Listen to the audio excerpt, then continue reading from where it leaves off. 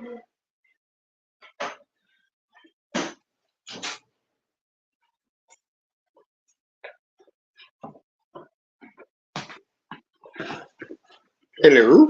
Oh, hello. Hello. Episode 35. That's this one right here. My name's Paul Carpenter. This is On the Road, in the Waves, and on the other side with me. And this is how we do it. Good morning, good afternoon, good night. I hope that you're doing well, and I hope that wherever you are is doing good for you. It is me. It's Paul Carpenter. And I am here doing a show for you no matter what, every single day.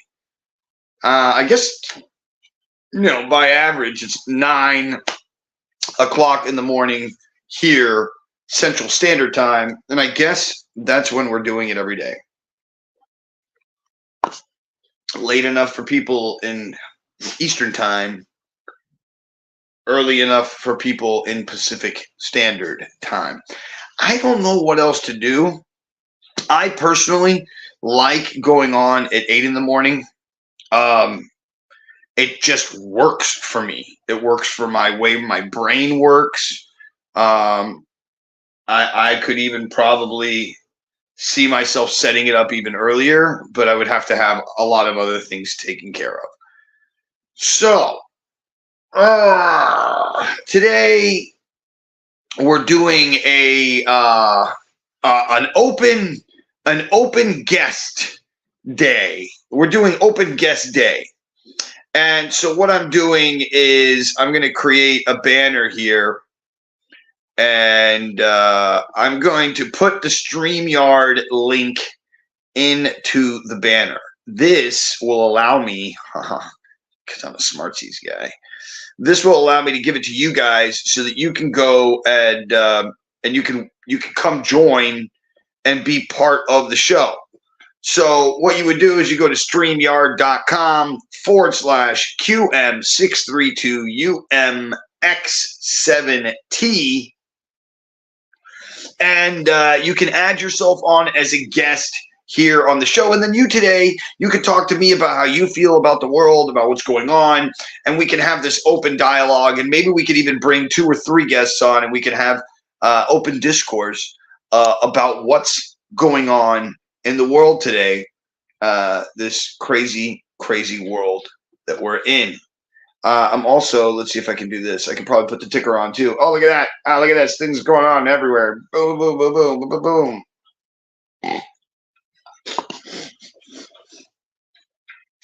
If you'd like to send a comment, write it up on YouTube. If you want to go to YouTube, that's youtube.com/Paul David Carpenter.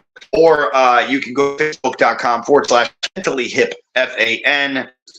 And you get in on your phone. It should be able to redirect into either Facebook or it's just if you want to find it on Facebook, I think it's just Paul Carpenter instead of Paul David Carpenter.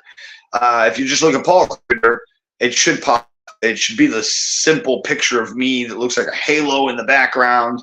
That's the one that's on both profiles. It's on all profiles.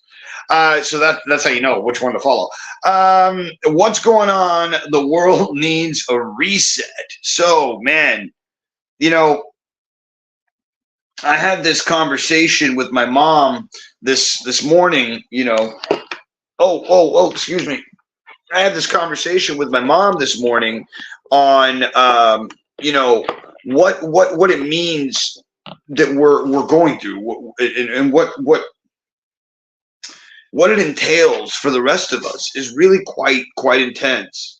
And my friend Jamal, thank you for coming on and joining in and being on. If you'd like to join and actually be a guest, you can actually let me see if I can bring you. I don't know if I can do that. I don't think so. But there's your comment right there. Now, if you'd like to be a guest, please use that link that was on the screen just a moment ago. It's here, let me bring it back. It's this one right here. It's StreamYard.com/QM632UMX7T for this episode in particular. And if you join in on that link on your phone or on your computer, it doesn't matter. You can use that link to actually be a guest on the show and and I can bring you on, and we can bring the conversation together. We can talk together about what's going on, how we feel about things, so on and so forth. So if anybody wants to join today on the episode here on the road in the waves and on the other side with Paul Carpenter, that's what we're doing. So to answer the question, the world needs a reset. On some level we do, and on another level we don't. There's so much of the world that works, and part of industry that needs to be, because otherwise everything else falls apart. And so when saying, the Great Reset or something, I believe truly what's happening is that the people who are in control, the people who have the billions and trillions of dollars, and even the people who are creating the money for the people who are trillionaires, who are even people we don't even know about, kind of thing. I think those people are creating a space where we are going to be forced, pushed, alienated towards whatever form function that is, until we start begging for a new world order. We start begging for a great reset. We start saying, yo, these people are out of control and we need to stop it, and we need to figure out, and then they're going to just find a way to pivot and do what they want to do anyways. And I think that they're pushing us towards a pivot that they've already created. At least that's the way that I'm seeing things, the way that I'm seeing the way that it seems to be pushed, is that we're going into this circular pattern of the way that the rhetoric is spent and shared, and the way that people in general are given information that's false on purpose through media, so that the rhetoric can be pushed and the anger can be pushed, and then 2 days later, oh, sorry, we were wrong. The news that we told was actually right the first time, and then sorry. And I think all of that's being done on purpose. It's very weird for the greatest and most well-known army in the world, the strongest army in the world, supposedly, didn't know of any of these things that were going on almost simultaneously around Israel. That their surveillance system and these balloons that they had that were surveilling the area somehow or another all broke down weeks before. All of these questions are very weird things, and it's like there's also the qualification of putting into the ideas that Netanyahu wanted to stay in power, and the only way to do so was to create some kind of upheaval. So I don't know, what are the machinations of the mind of a human being? It's so hard to quantify, to try and put into things, into words. I'm gonna look here and see the invite guest once again. The right here, this right here, right. If you go to StreamYard.com and then you just put in /QM632UMX7T, you can join the show. You could be my guest, and we could talk about what is going on today. You could give your point of view, maybe your thoughts, maybe your questions. Just come on for a question, and then click right back out, and then I'll answer the question. That'd be a fun way to kind of do the thing, you know.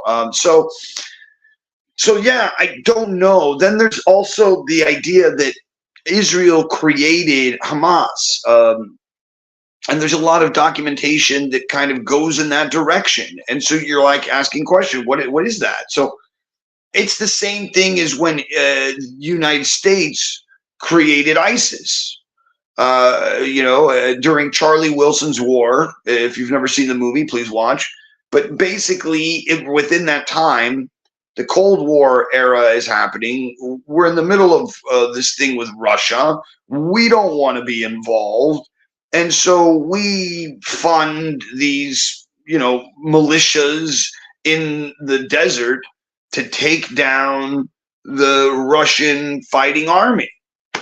And in the same way, in '87, Israel, not wanting to be involved, supposedly in some way funded or had some involvement.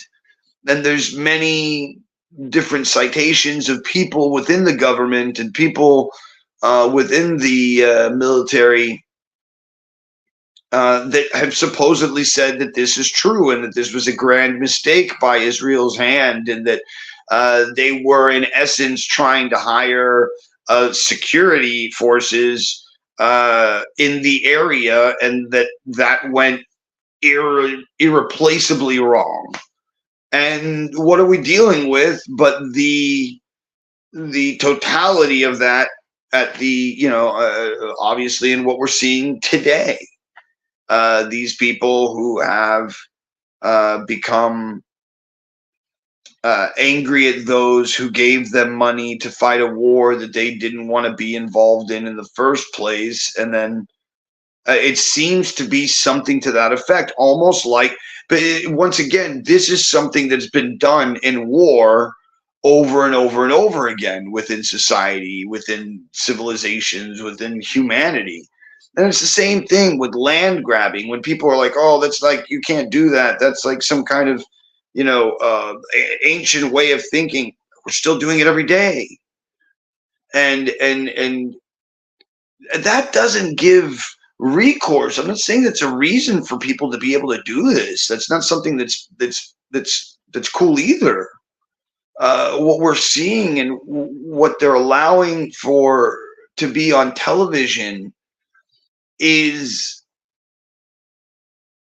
really quite heavy and quite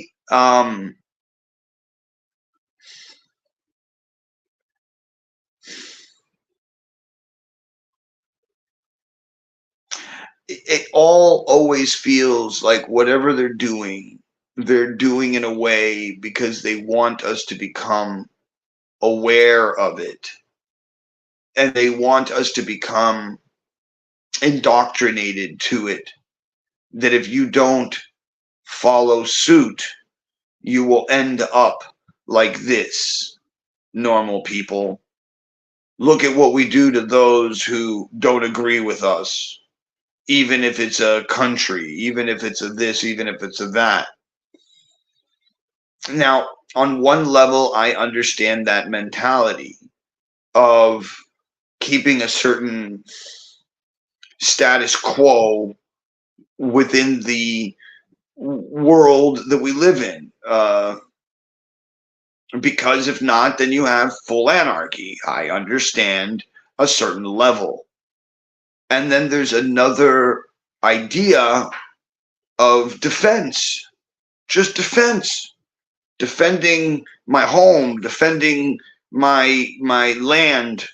But the idea of defending the territory or space or a fence boundary that you've placed.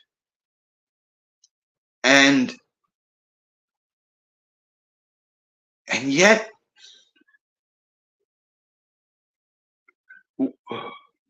when is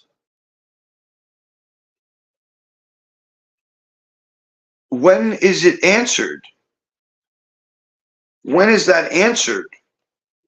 If you have placed a fence and someone tears it down and they keep tearing it down and they keep tearing it down, no matter how many times they agree, no matter this or the other, it doesn't matter. And it's seemingly on both sides, but seemingly more so on one side than the other, for whatever reasons throughout history. How much time and when is enough to say I've stopped you from doing this to me again? I think there's that question, but then also the thing that I'm worried about, the thing that I really see happening, is that at first it's okay to defend your home, and then it's not okay to go too far. But then you have to know the whole history. You have to know the whole entire thing before you can think that this was just something that just happened overnight, or just last week, or just 20 or 30 or 50 years ago, or even 100,000, 2,000, 3,000 years ago.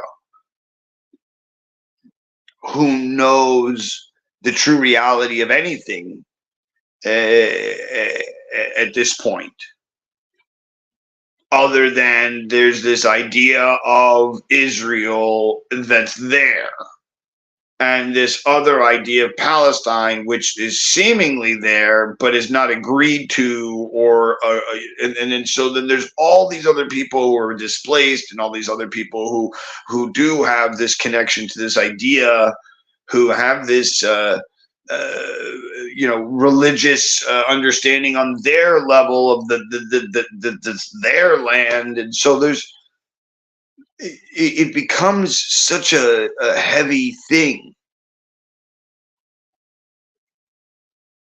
And so when is one the others, and when is the other one okay, and when is it finally? It isn't. That's the point, and that's what we're seeing today. That's what we're seeing now. We're seeing that it's not okay. Neither one of these things are okay. We just know that inherently. And I asked the question I was on a podcast last night till like 2 a.m. I asked the same question that I asked last night. How is it that we are in the year 2023 and we have the ability to have all the information that we could ever want on our phones? How is it that we haven't stopped? How is it that we haven't looked at ourselves all and been like, oh, I know that I'm culpable here.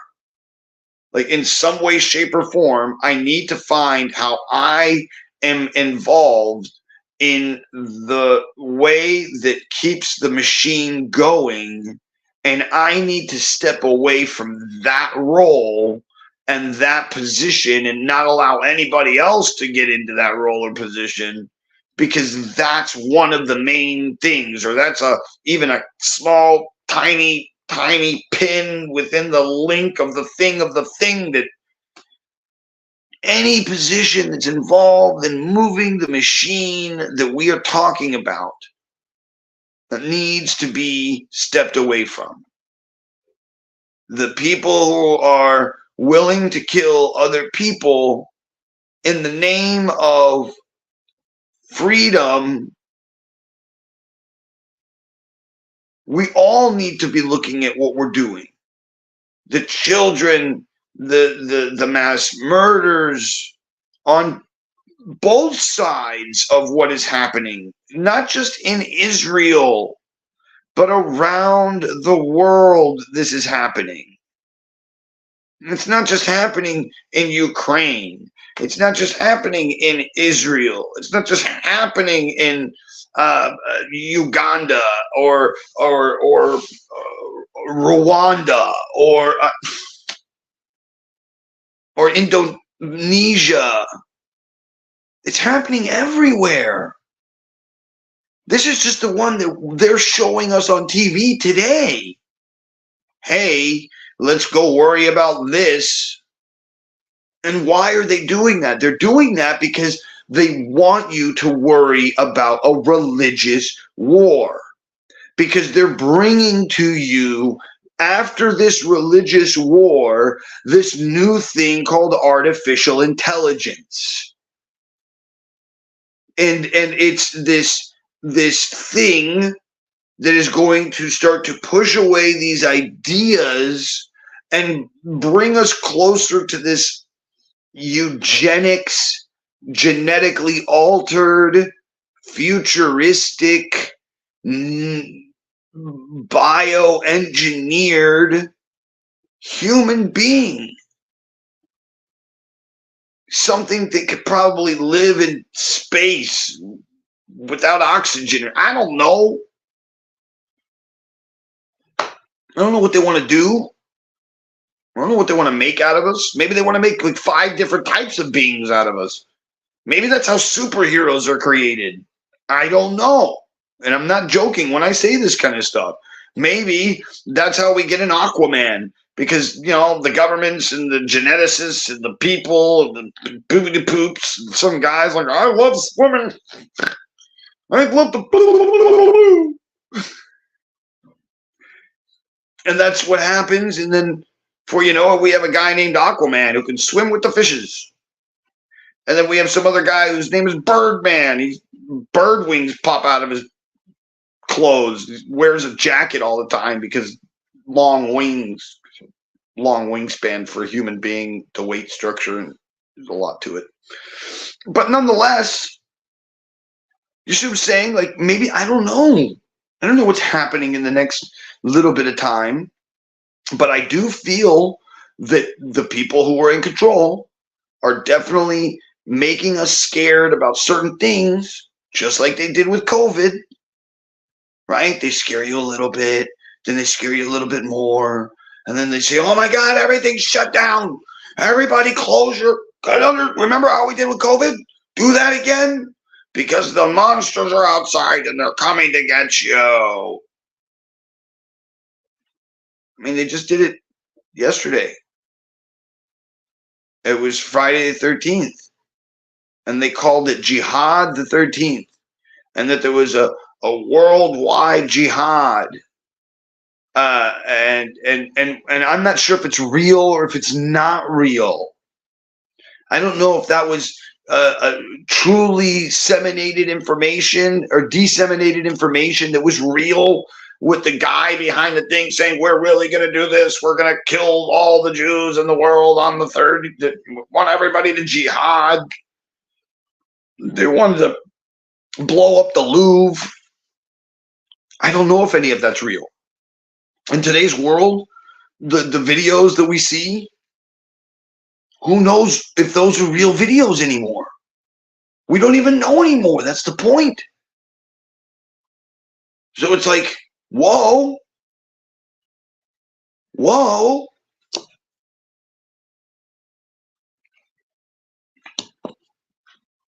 You know, and then on top of that, it's like,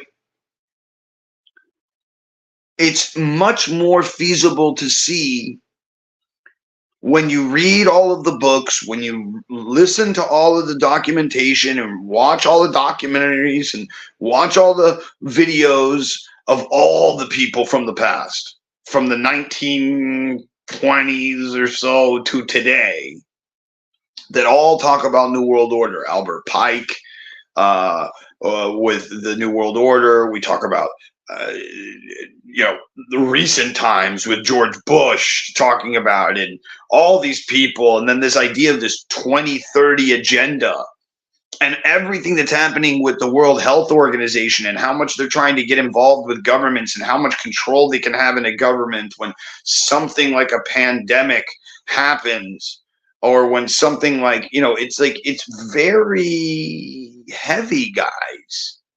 And when you see the direction of what's happening and how they're scaling up, I truly see what's happening in Israel.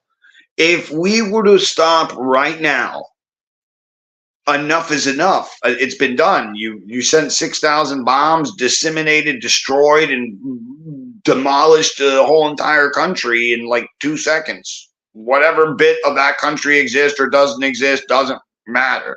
What matters is that there's civilians and kids and women and men that have died. And yes, whether the guns or the bombs are inside of the buildings or blah, da, da, da, da, da, or whatever it is, these people, I don't think they have much control of their life and where they're going to go if some Hamas group militia shows up to their building and starts putting stuff in their kitchen. They're going to either say, thank you for being here, let's kill the Jews, or they're going to say, what are you doing in my home? And they're dead just for even asking the question. So it's like, can you blame those people? Some of them aren't even Muslim. They're Jewish and they're Christian and they're sure there's some Buddhists out there too.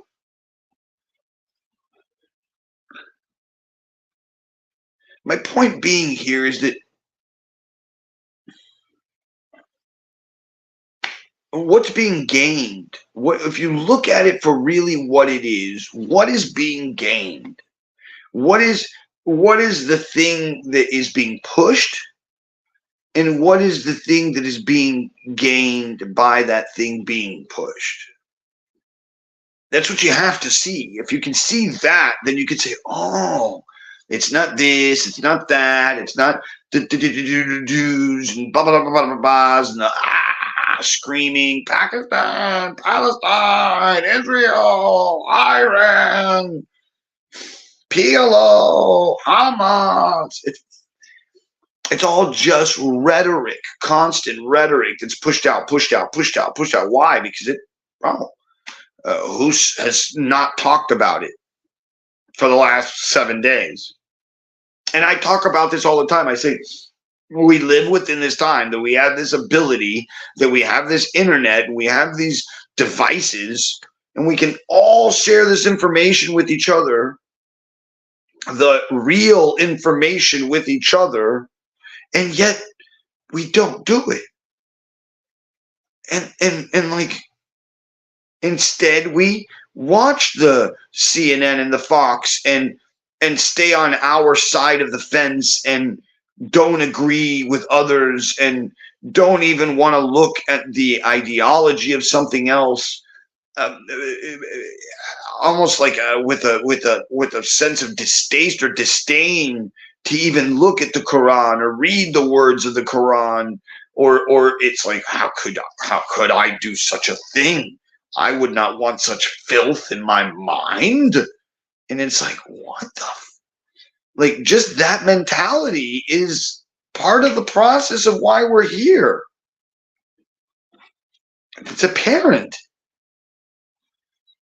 All right, so I'm going to do it again. This is Paul Carpenter with On the Road and In the Waves and On the Other Side. I'm here doing my feed. If you are enjoying the feed in any way, shape, or form, you'd like to make a comment, please head over to YouTube /Paul David Carpenter, or go to my fan page on Facebook. It's facebook.com/mentally hip FAN, all one word. And if not, and you want to be on the show and you'd like to say your words, feel your emotions on this show, just use the little description right here. It's StreamYard.com /QM632UMX7T. That's for this episode in particular. If you were to go there and you join that, it will allow me to add you in as a guest. So I would love to have you on if you'd like to come on.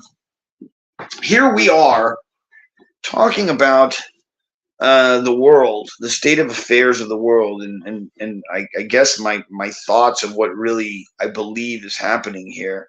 I truly, like I've said, and I'll say it again and again, I truly believe that what we are dealing with here is a very much a revelations, end of time. There's this. So I was on a podcast once again yesterday, and there was a gentleman who was on very, very intelligent man, and he had something that he had found within Revelations that he was talking about. Oh, there's this big war, and some 200 million people are on the on one side or something to this effect, and they're all standing in arms. And he says, do you think that that's what we're looking at now? And I said, no, I think that what we're looking at right now is the first piece of that. This thing right now, the encroachment that is happening in Israel right now, the land encroachment that's going to happen and cross over a certain amount of space over the next 2, 3, 4, 5 days after this 24-hour, hey, get out of this area, we're going to bomb you all notice that just happened. And then the following encroachment, the land encroachment of the 300,000 soldiers that are going to be coming, that is when the world will turn and no longer be in favor with Israel. That's when, I once again, I feel that there's money, power, that they want certain things to happen to create a disturbance that will make something happen. So I believe that there are groups of people that truly believe that they need to push the thing called life off the edge to make this something happen. And then yet there's this other group that believe the opposite of that. And what we're seeing is the two forces slamming against each other. And once again, there are positive and negatives of both the creation and the destruction of this thing we call life. There is something that is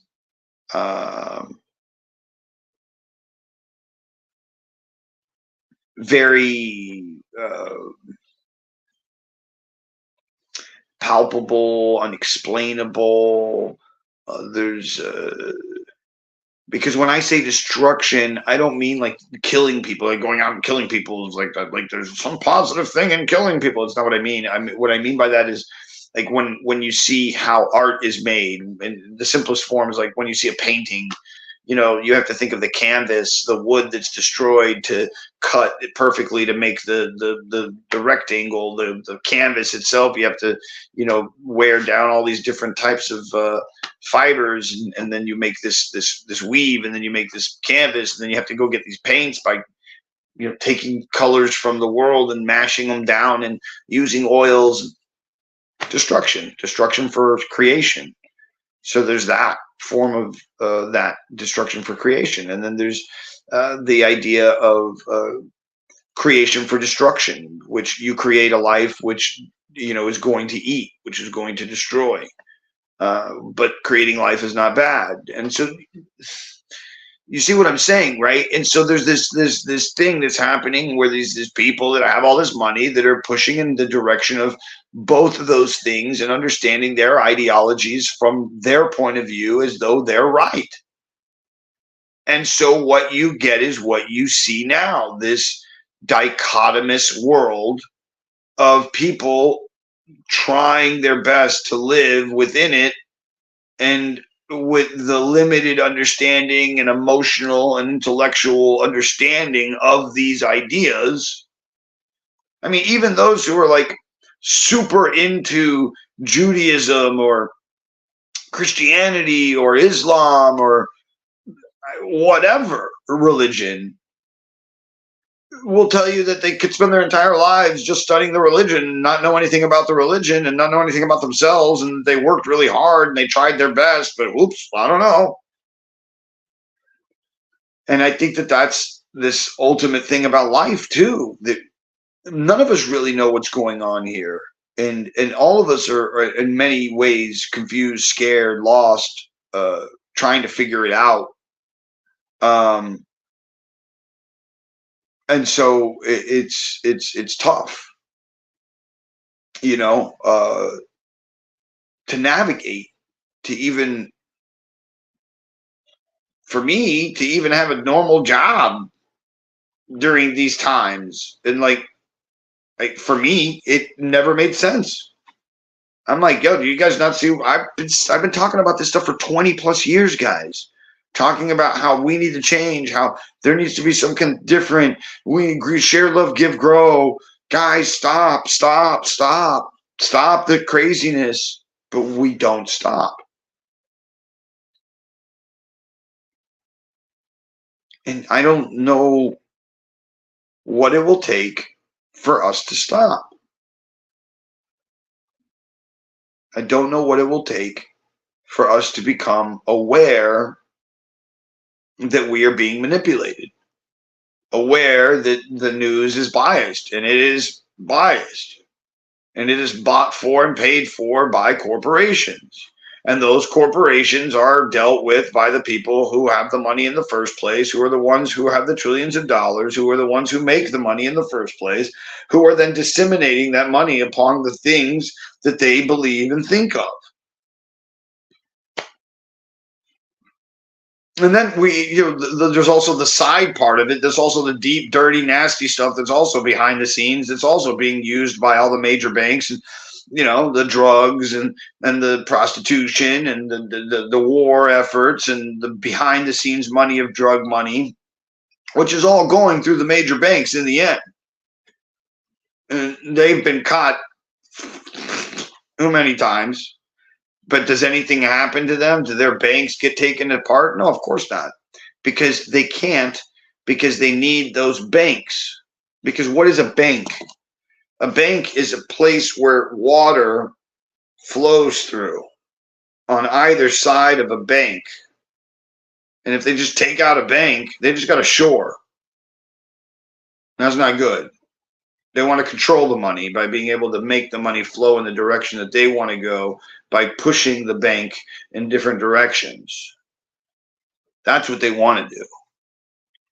And so they just allow the bank to be, and they'll bail out the bank as many times as they need to. They'll bail out the corporations as many times as they need to. They'll bail out, because those are all things that help the flow of the money, to keep this thing going, that keep people working their job, that gives them $200,000, $150,000, $200,000 a year, and allows them to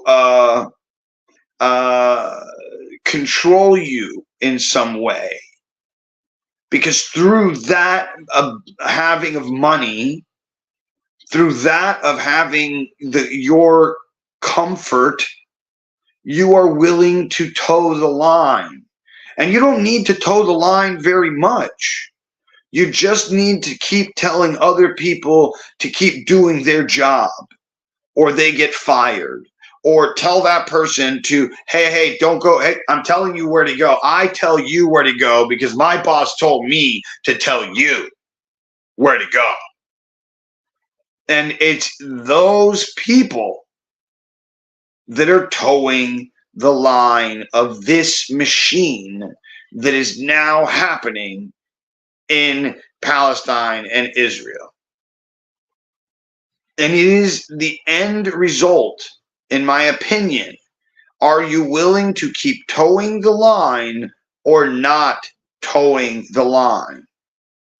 That is what this war is culminating to be. And unfortunately, I believe the truth is we should all stop towing the line, and the machine will stop, because nobody recognizes that we are the ones towing the line.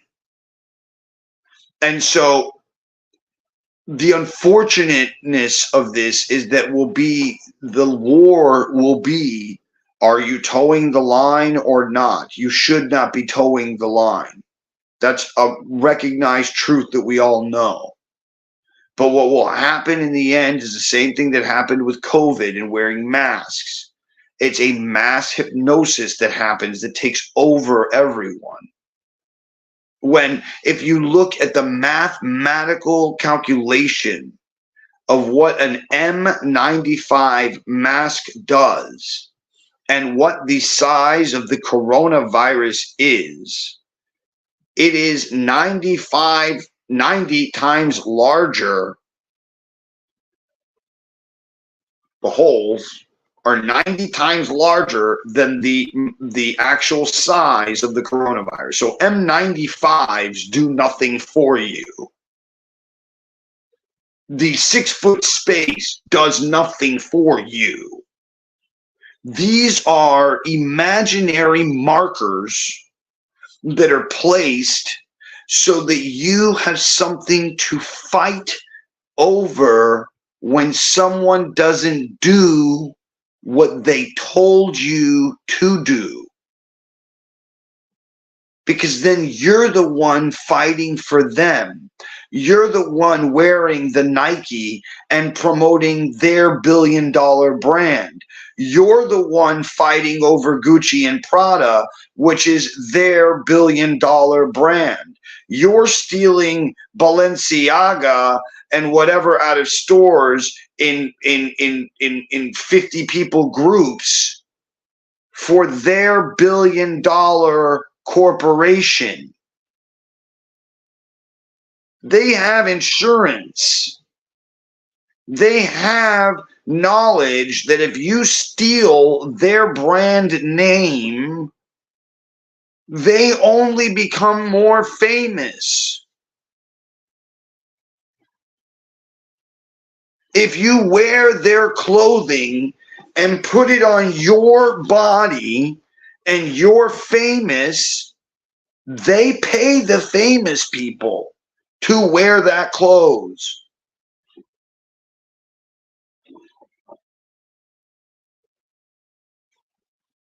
So if that's the presentation that is given to you, understand the rest of the presentation, folks. I'm not here to be disrespectful. I'm not here to be angry. I'm not here to be anything but awareness. Look at what we are doing to ourselves for comfort, for safety, for a reflection of freedom. Because it's not true freedom. It's not true freedom. Freedom allows you to do whatever the hell you want, whenever you want, however you want, whenever you want, say you want, do what you want. That's real freedom. We don't have that. We have a bipartisan version of freedom, which is understood and necessary, because otherwise we have chaos and insanity, which is freedom, we do whatever we want. That doesn't work either, right? So we understand this version of freedom, but it needs to be understood. And it's not understood. People don't understand that this freedom does not come free. This freedom is very much hard fought, bought, paid for. Especially in a world of machines and internet and electricity and technology. It's going to be bought and paid for, folks. That freedom. That money's got to come from somewhere. And it has to come from the people who believe in it. And that belief is a form of thought. It is a form of thinking. It is a patriotism. You are a patriot to the ideology of. And so in turn,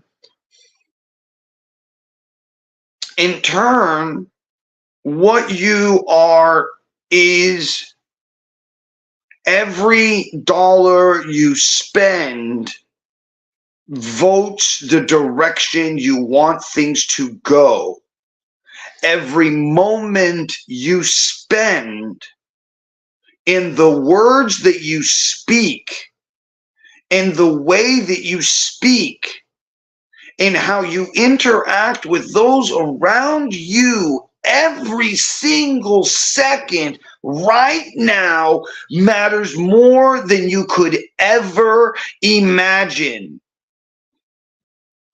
We all must control our mind and thoughts and words and souls and emotions more now than ever before.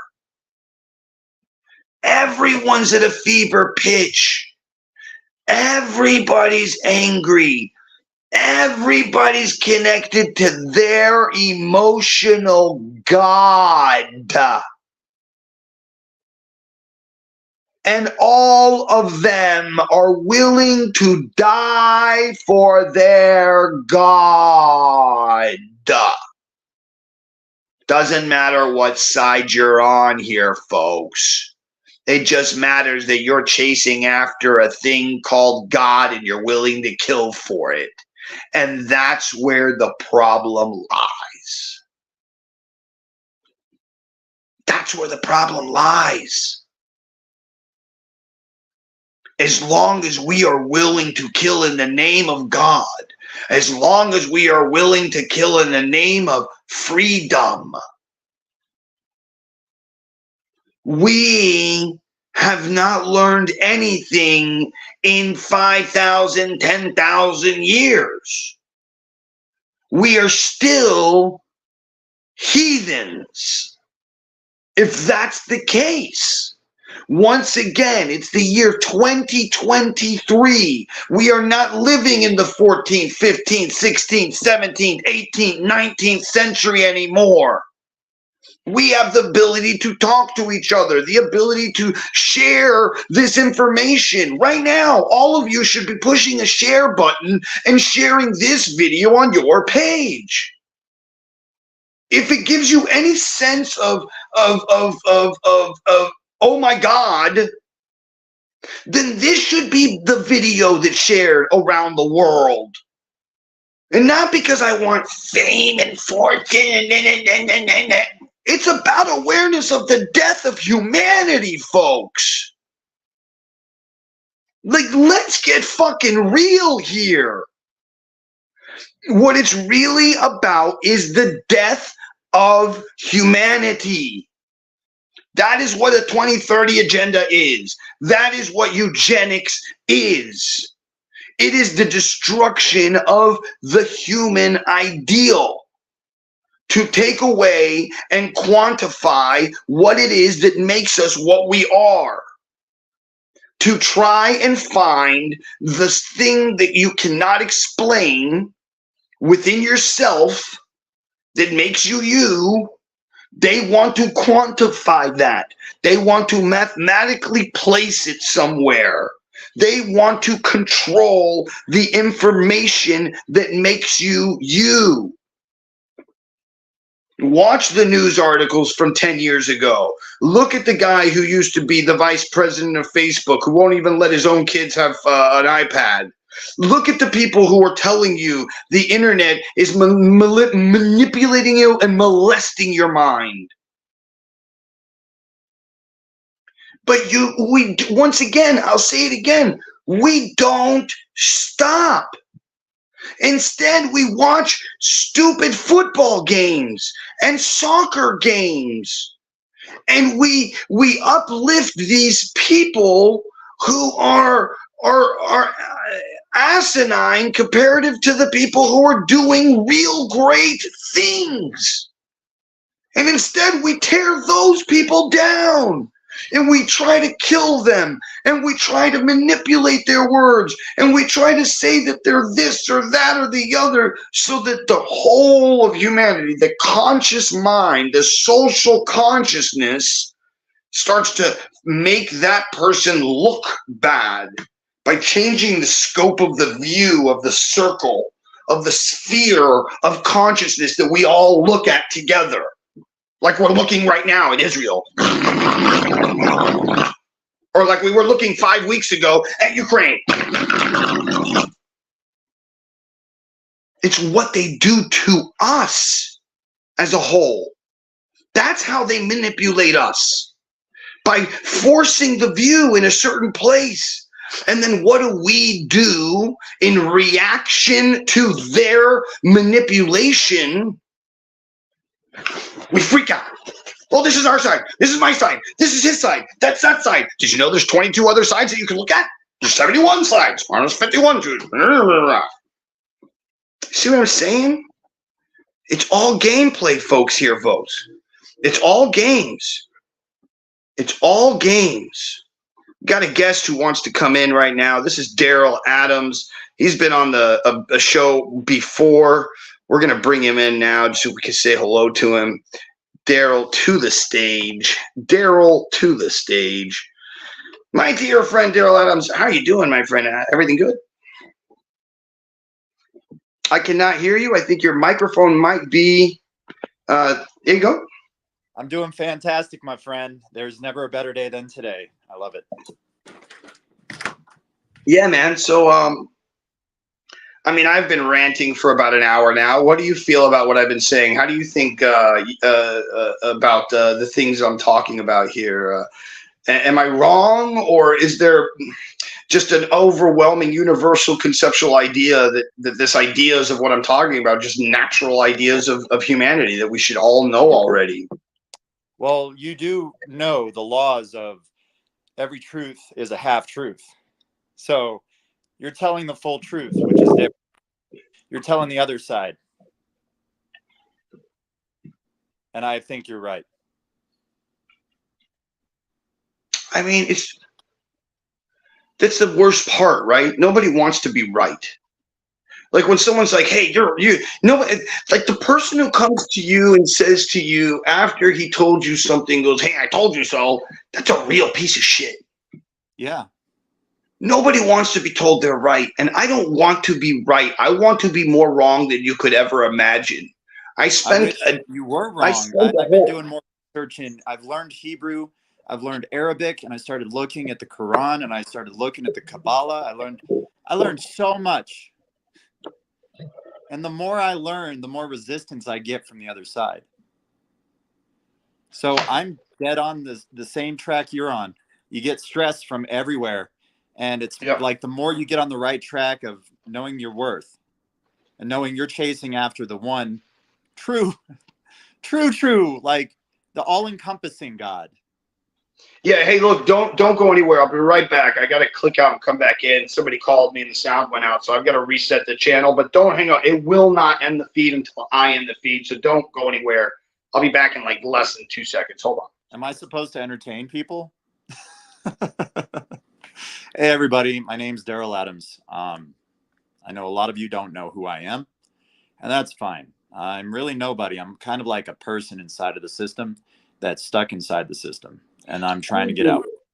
Here we are on the road, in the waves, and on the other side with Paul Carpenter. That's me, and my guest today is Daryl. And once again, if you are watching today's episode, this is episode 35. We're having an open discussion. If you want, you can go to StreamYard.com/QM632UMX7T. It's the little thing that's down there, by the way. And you just use that link, and then you too can be one of the guests on the show. Come on, give your point of view. Maybe you have something you want to say. Maybe you feel opposite of what I'm thinking. Maybe you think I'm crazy and I need to do more drugs. I don't know. But I would love to hear what you have to say. Daryl, let's get back to you. I'll mute out. I want to hear what you have to say about what you feel about the world and what's going on. Well, honestly, there's been a lot of really, I would say, crazy stuff that's been going on. But at the same time, it's more my mind is thinking, and it's actually processing what's going on in front of me rather than reacting to what's going on. When I talk to people, I tell them as much of the truth as I know. And I don't know very much. I'm very ignorant at this point. I'm trying to learn more.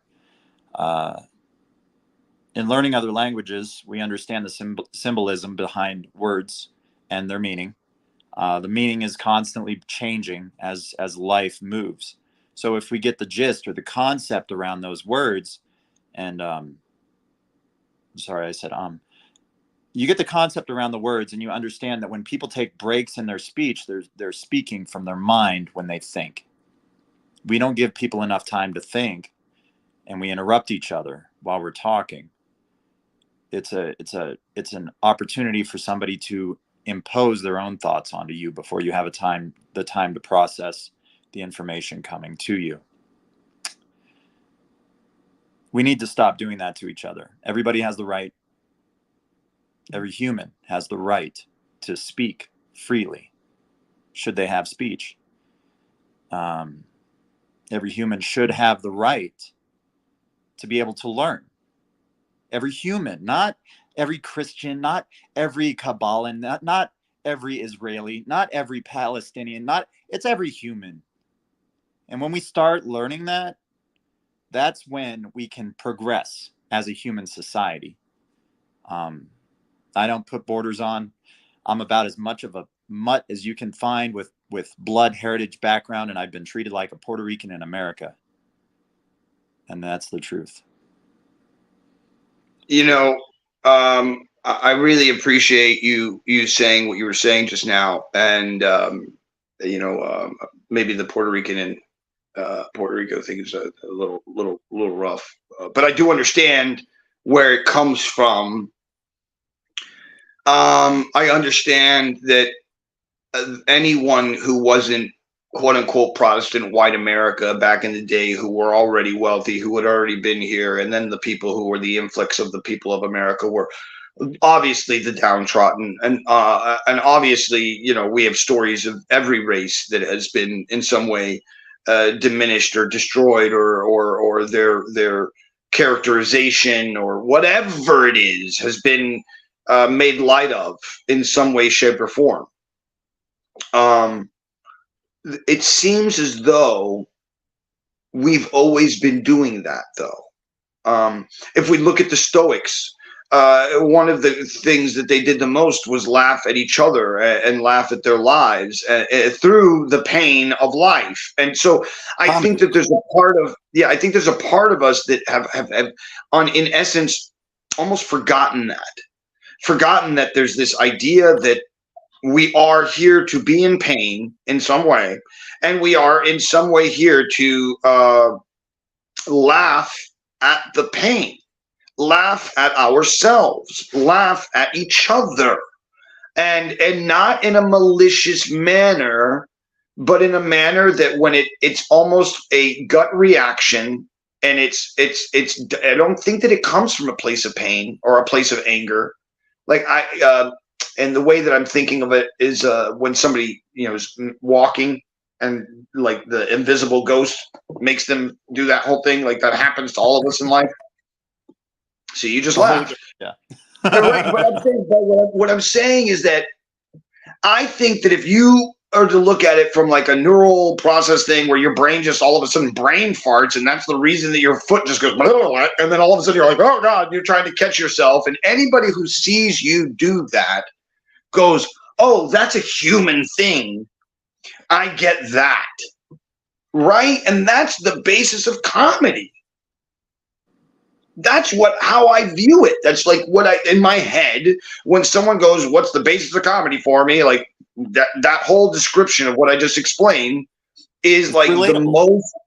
It's the most most common denominator thing that I think we all do, except for people who don't have legs. Please forgive me for people who don't have legs, but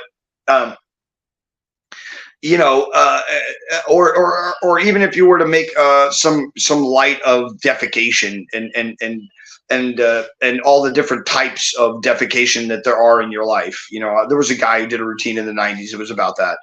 And like a ghost shit, where you go and you sit on the toilet, you give it all you got, you feel like something came out, you feel like, and then you wipe and there's nothing there. You look in the toilet and there's nothing there, and you're like, how did I just go through that experience? And nothing happened. nothing came out, like nothing.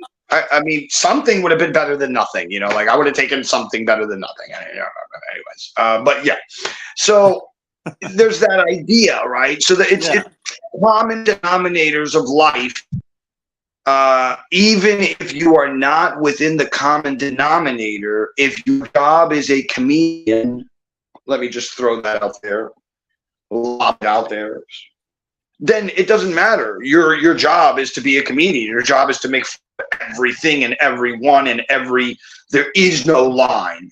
And when you start to place a line, it's when you should look at yourself and say, okay, that's where you need to start to learn how to loosen up. That's where you need to learn how to let the fuck go of whatever you're holding on to that makes it wrong to laugh at pain. I don't care what pain it is. I don't care how up you want to go. It should be able to be made funny in some way, shape, or form somewhere along the way. Because if it's not, then we lose the ability to be human. Because that is our ultimate thing, in my opinion, is that when we get to the darkest of the nastiest places within our own souls, something alchemically happens. I don't know what you want to call it, but I've experienced it, and I've experienced it a couple of times in my life, but really heavily like 6 weeks ago when I started this whole podcast and everything else. And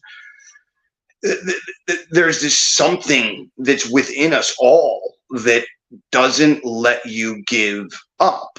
And I don't know if that is the ultimate, like, there's like just the machine that is your biological machine that just, it doesn't know how to stop until it's crushed, like a bug. Like until the machine is not capable to work, it's going to work, it's going to work, it's going to work. You know what I mean? Like on some level, I think that that's kind of what that is. Well, so whatever that is this undefinable thing.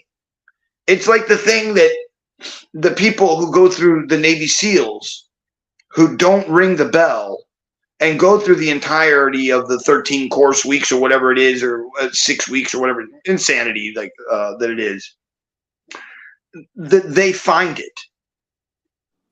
There's nothing that will ever stop anything in their life, their achievement of anything in their life, because they found that thing. That once you understand that thing about life, it's like this fundamental factor that once you understand that if you can put yourself into a mindset that you can make it possible because you have 5 fingers and a thumb and no other reason and a brain, and that's it. We're not the only and with species that that have alone, bodies, dude. what's it? No, I'm just stop. Yeah. But what I'm saying is that, you know, the idea of the opposable thumb mentality, and just that idea that if you just think that I am man, I have opposable thumb, I smarter than blah, blah, blah, blah, yeah, I'm good. I make now, and there's nothing that it's a very, very. I don't know what to call it. The most like dirt, like the most raw form of human thing that happens. Like if you go live in the forest by yourself and stay there for 30, 45, 60, 90 days by yourself, surviving off of land and rabbits and squirrels and all kinds of crazy shit, and making a house in the dirt, and like crazy, like full on go out there. Bro, something happens to you at that point. It's weird. Yeah. Something happens to you at that point. You what's that? Oh, I know. I've done the 40-day fast with no solid foods. And I don't mean like that. I mean literally living in the wilderness, like living in in nature for extended amounts of time, something happens to you. And you no longer see, you just don't see things the same anymore. And if you take your resources out of that and actually go into the desert, it's a lot different. Yeah, no, every nature source, every ecosystem, if you will, has its own hill to climb, if you will. We haven't experienced what the Sahara Desert looks like overseas, some of us in America, right, because we're trapped. We're trapped in the system trying to make money to get out. And that's actually the problem. We don't have the freedom to be able to experience something critically. Well, no, that's not true, Daryl. We make more money in this country than any other country in the world. We have the ability to go travel and go and have passports, and it's $285 for a passport. It's less than $300. It's less than $300 for a round trip ticket to Europe and back. For accommodations, this, that, and the other, you pay $5,000 for everything with your passport and this, that, and the whatever. You can do it, but most people would rather spend $5,000 on some crappy rims to a $2,000 car with a sound system, because they would rather be like Dr. Dre than be like, Dr. Mohammed, whoever, who actually wanted to study and learn, or whoever. It doesn't matter. I'm just saying, whatever. The point here is that we live within a society, and this is the beginning of this whole thing, where I said, if you're willing to wear the Nike, then you're not willing to give to yourself. If you're willing to buy the brand, then you're not willing to give to yourself. Ever, like, how many times, and I mean, granted, I wear a lot of shirts because I have nothing else to wear and I want to wear something different every day. But if you know me as a person, if you go through most of my media, I'm not a brand person. I like to wear stuff that doesn't have a brand. And if the brand is like really small, do I like promoting brands? Do I like when I've done stuff for like Kawa something? It was a pot brand, Cali Blend or Cali something. I just like the name of the brand, and I like the people. They were cool, fun, and I did some magic for the girls. That was all it was, But does that mean that I want to be a brand? If they pay me, I'll be a brand ambassador to anybody who pays me. If I believe in the brand in some way, shape, or form, or if the brand believes in my rhetoric that I'm putting out there, then sure, yeah, I'll take your brand sponsorship. I want brand sponsorships, Well, how much does it cost to get a volunteer? It actually costs a lot more to get a volunteer. Oh yeah, no, it's like, for instance, Chris, who comes in almost every day, who's been a supporter from day one, after meeting me, who has sent me money so that we could be on this platform and have a better broadcast, so that people don't have to have Facebook, that they can come on any platform that they want, that they can use any, like we have now. And I'll put it back up there again. But if anybody wants to join the stream, anybody has anything they want to say, you can join in by going to StreamYard.com/QM632 UMX7T. What's that? We could have up to like 10 people, right? I believe we can have live 4 guests, or like, oh no, I'm paying the expensive one. So yeah, I think we can have 10 guests on here at once. Yeah, I saw you have it for like 100 days or something. Yeah. Well, yeah, I'm paying the $50 a month, and hopefully I can keep that going. If I can keep that going, then I can keep this stream popping up. Because at the end of this, like, if you go to YouTube now, it's not under my videos; it's now under my live streams. Oh, cool. So that's that. And then Facebook, it's on Facebook, on my profile, on Best Magic Videos, on my fan page. It's on my LinkedIn, on YouTube, and also on Twitch.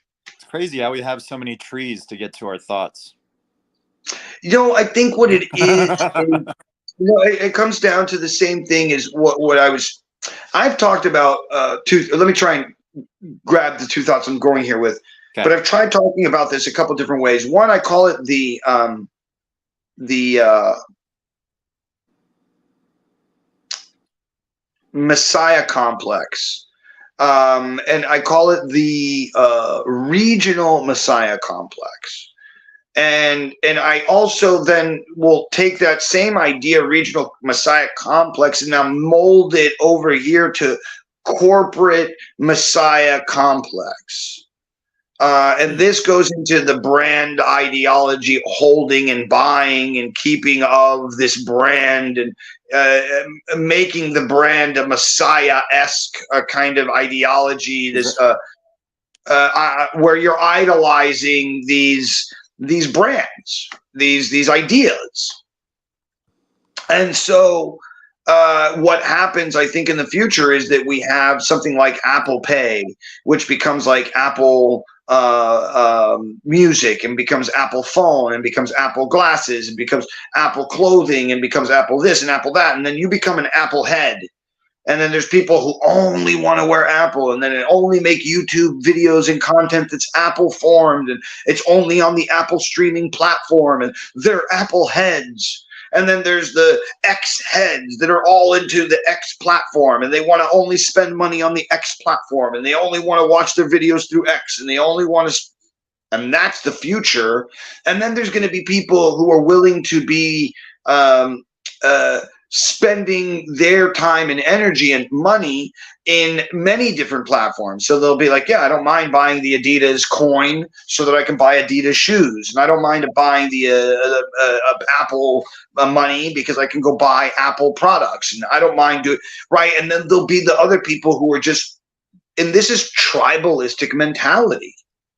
At its finest, finest. We're just saying tribal. That's it. And so what are you looking at? You're looking at how the manipulation of that tribalistic ideology that is 50,000, 100,000 years old, that's embedded within our DNA, and how they're using that in and of itself to manipulate us to buy things to promote their products so that they can make more money off of us buying their products, promoting their products. And that's just at the basest form of it. Let alone, the other things that are popping up.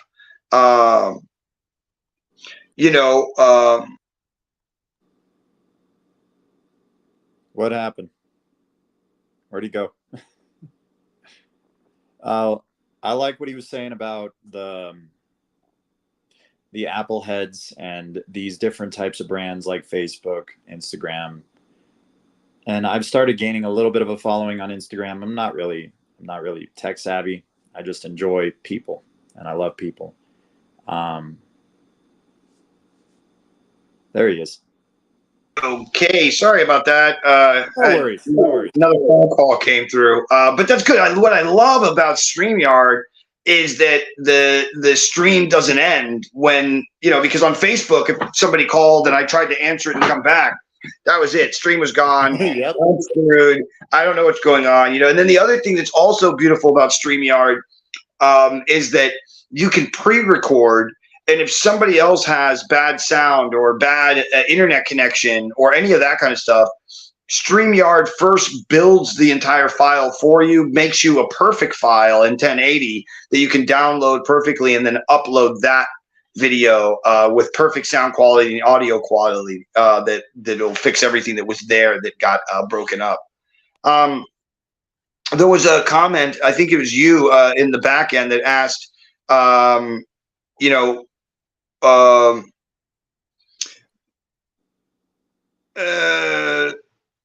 the idea of what is a mascot, and maybe like the behind the scene ideology of what mascotism is, and it's very much an emotional character that is created for alignment. I don't want to call it patriotism because it's not necessarily always towards a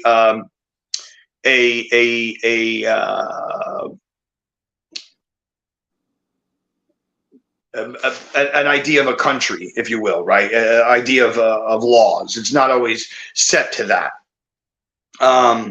But nevertheless, mascotism, the idea of having a mascot, the idea of creating is the anthropomorphication of your idea. You're doing your best to create an image that helps others connect to that emotional feeling as quickly as possible. So that is what a mascot is. And then that is also why you will have martyrs and martyrdom, because martyrs are a form of mascot. In the sense that you are immediately emotionally connected to that thing. And this is these are the staple points of how they can sway. Once again, if we're looking at the whole of, like, let's say the whole of society and the world is an eyeball, and there's one focal point upon the eyeball, let's say here, wherever we all turn our thoughts is what we are all focusing on within our brains and our own emotions and thoughts, and what's being pushed out on media is what the eyeball then, oh, what's that? Oh, what's that? Oh, what's that? And it's almost like an eyeball inside of a scientific, weird thing that's, shocking it, and it's looking wherever the shock is happening. That's what it feels like when I just say the words. That's immediately what it feels like and looks like to me. That it's like manipulation of the organic system. Growing things organically is more important. That's cool. Well, here, I'll show you. Because these things, hold on, can I turn this around? Hold on, I got to go here. There we go. These things take time. Right, of course. And then the fruit that comes off takes time. Right. Wait for the fruit. Yeah, well, that once again, going back to this idea of there's a group of people that have an ideology of what they want to have happen. There is two ways for this thing to happen. Mm-hmm. It's either a good way or a bad way. And once again, what is good or bad? You can look at good or bad in two different ways. You could say that the bad way is good and the good way is bad, and you could say that the good way is bad and the bad way is good. Bad way is good. Yeah, but there's and honestly, from where we are standing, from our point of view of reality and our point of view of what we know and what we don't know, it's kind of hard to stand on either side. Well, we have a law of polarity. They're both the same thing. Much of it is the same thing, but then again, there's also, like I was trying to describe earlier when I was saying what's happening with Israel, that when Israel goes in and starts doing this door-to-door search of Hamas through Palestine, that is going to be the moment, and it might not be the first or second day that it happens, but there will be a moment when that occurs that the rest of the world will halt walking with Israel. And then all of a sudden, everybody's true intentions of what they want for the world and its movement forward into the 2030 agenda will be known very quickly. And then that will be a state of chaos for the world. What we're seeing in Palestine will be seen worldwide through those who are jihadists. Once again, not through Islamic Brotherhood, who are beautiful, not through Islamic people who are wanting nothing but peace and listen to the Quran for what it really says and the peace-loving message of the Quran. So not those people, but the extremists. Just like the American extremists, just like the Israeli extremists, just like the Colombian extremists, just like the religious extremists. period. And so that's when the people who have the money, the people who are the billionaires, trillionaires, the people who help make the money for the billionaires and trillionaires, the ones who are truly in control,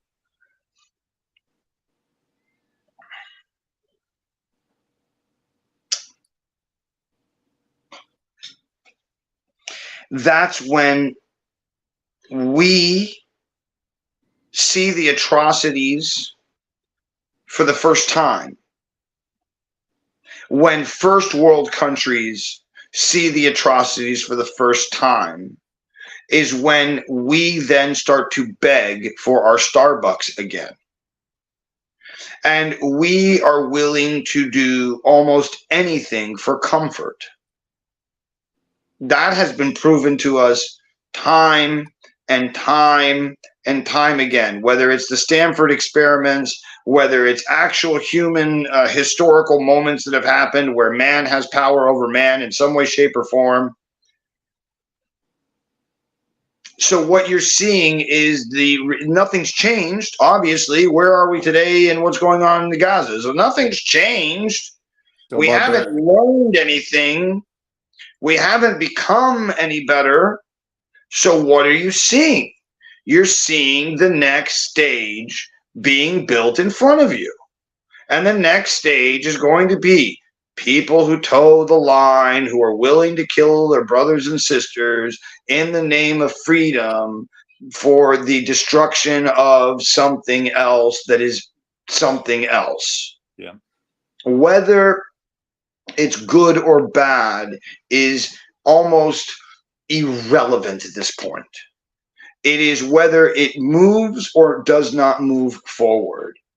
And moving forward, folks, is moving towards a technocratic, genetically altered human being that is not what we are today. I don't care when it happens, but it will happen. Because of money, because of stupidity, because of curiosity. Somebody who has trillions of dollars will build a facility that nobody knows about, hire the scientists, find the people, do the thing, put together the artificial intelligence, put together the genetic scientists, put together the thing, the nanotechnology, and create a genetically modified nano baby and do that for the next 100 years, 50 years, whatever time it takes until that thing can last longer than 6 months, a year, 6 years, 12 years, 30 years. Holy crap, we made one. What are years? Revolutions around the sun, correct? All right. And then the sun, revolutions around the galaxy, revolutions around the galaxy. And then the galaxy has revolutions around other things that we don't know. No, if you're looking at the universe that we know of, the 14.5 billion light years of time and space, we're looking back. We're talking about that. We're not talking about the sun revolving around anything. If anything, it's just an explosion. If you want to look at it, think of it like a dandelion. Uh-huh. And we're just a tip of one of the of the dandelion tip at the end. We're just one of the dots with it. If we're looking at if we want to act like we're the center of the universe, we'd have to go to the center of that dandelion, look up, and then see the dot, and then that would be our sun. And then within that, we would then have the thing that we live within. Mm-hmm. And so that's a better way to kind of like look at what is if you will, the Big Bang, and then where we are within the Big Bang. And then because you have to, we have to be so cold to be out in a certain amount of space. We had to land perfectly within the marbles of where the Earth lands, perfectly in the middle, or I think it's like 1/3 or something, like off to here and off to here. Because if we didn't, then we'd be too cold or we'd be too hot. So that's just one of the myriad of things. And they say now that if we do the mathematical calculation of how many planets could be like our planet that live within that safety zone of being able to create, that whole thing, that that there's millions upon billions of those planets that could very well have a form of life that is somewhat like us or even close to us. Who knows? Who knows? I definitely believe more the idea that it's just a video game, that it's made, that it is the ultimate holodeck, that we are living within that holodeck. And while the thing that's cool about the holodeck that was created is that when you go into trying to figure out how the holodeck is created, it allows you to create your own holodeck so that you can create your own holodeck world experience inside of the holodeck world experience. So there is no end to the holodeck. Mm-hmm. And so that makes like the holodeck the ultimate experience in creation that there could be, because then it's conscious creationism. And if that's the case, then that means that we're inside of a video game. That means that we are constantly creating our video game, and which has been proven through meditation, which has been proven through science, and that you what you think you do, you create. Abracadabra. Kadabra, as I speak, I create. So the idea is there. The ideas are there. But what are they doing? They dumb us down. They give us 1 second, 1 minute videos. They give us 15-second videos. They give us endorphin. More woman, better looking. I'm not happy. That's what we're telling ourselves.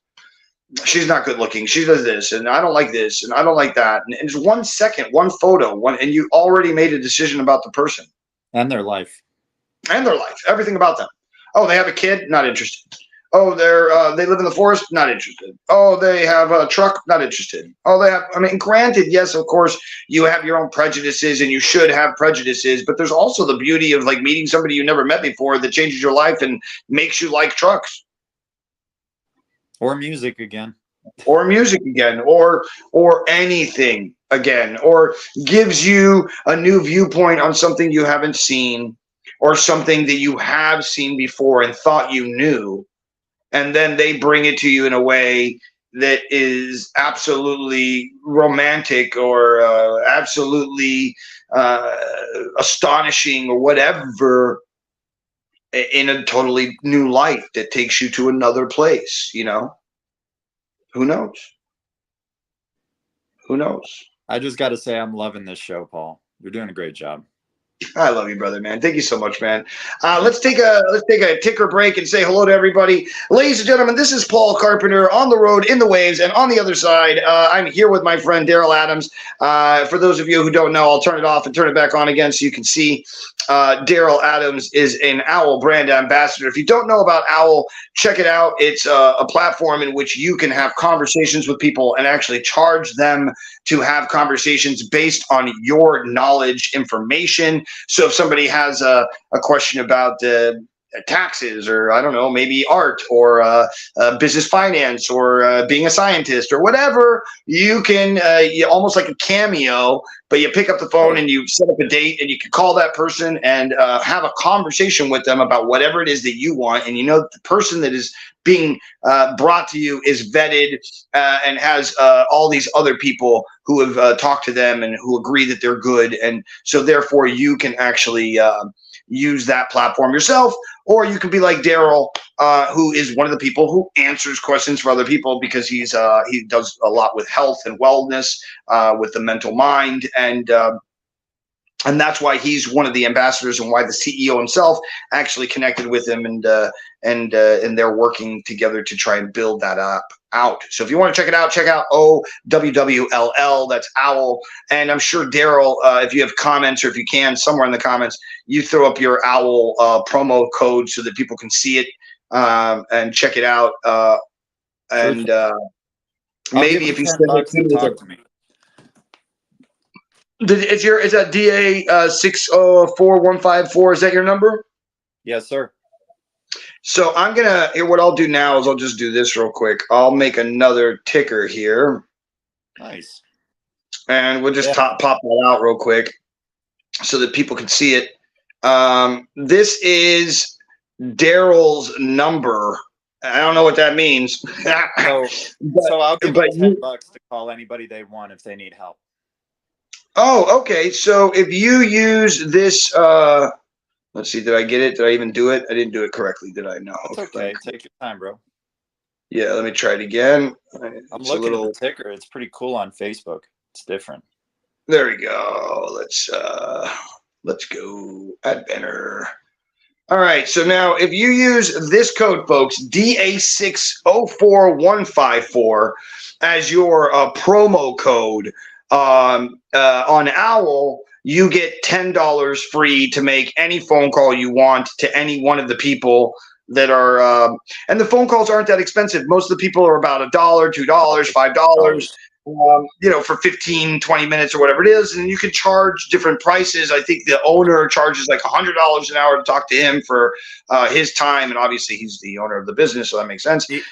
There's people like Daryl here that charge $20, sometimes $75, depending on how long and what the information's all about, or how long the thing goes for, whether you do big sessions or many sessions or maybe just one session. I don't know.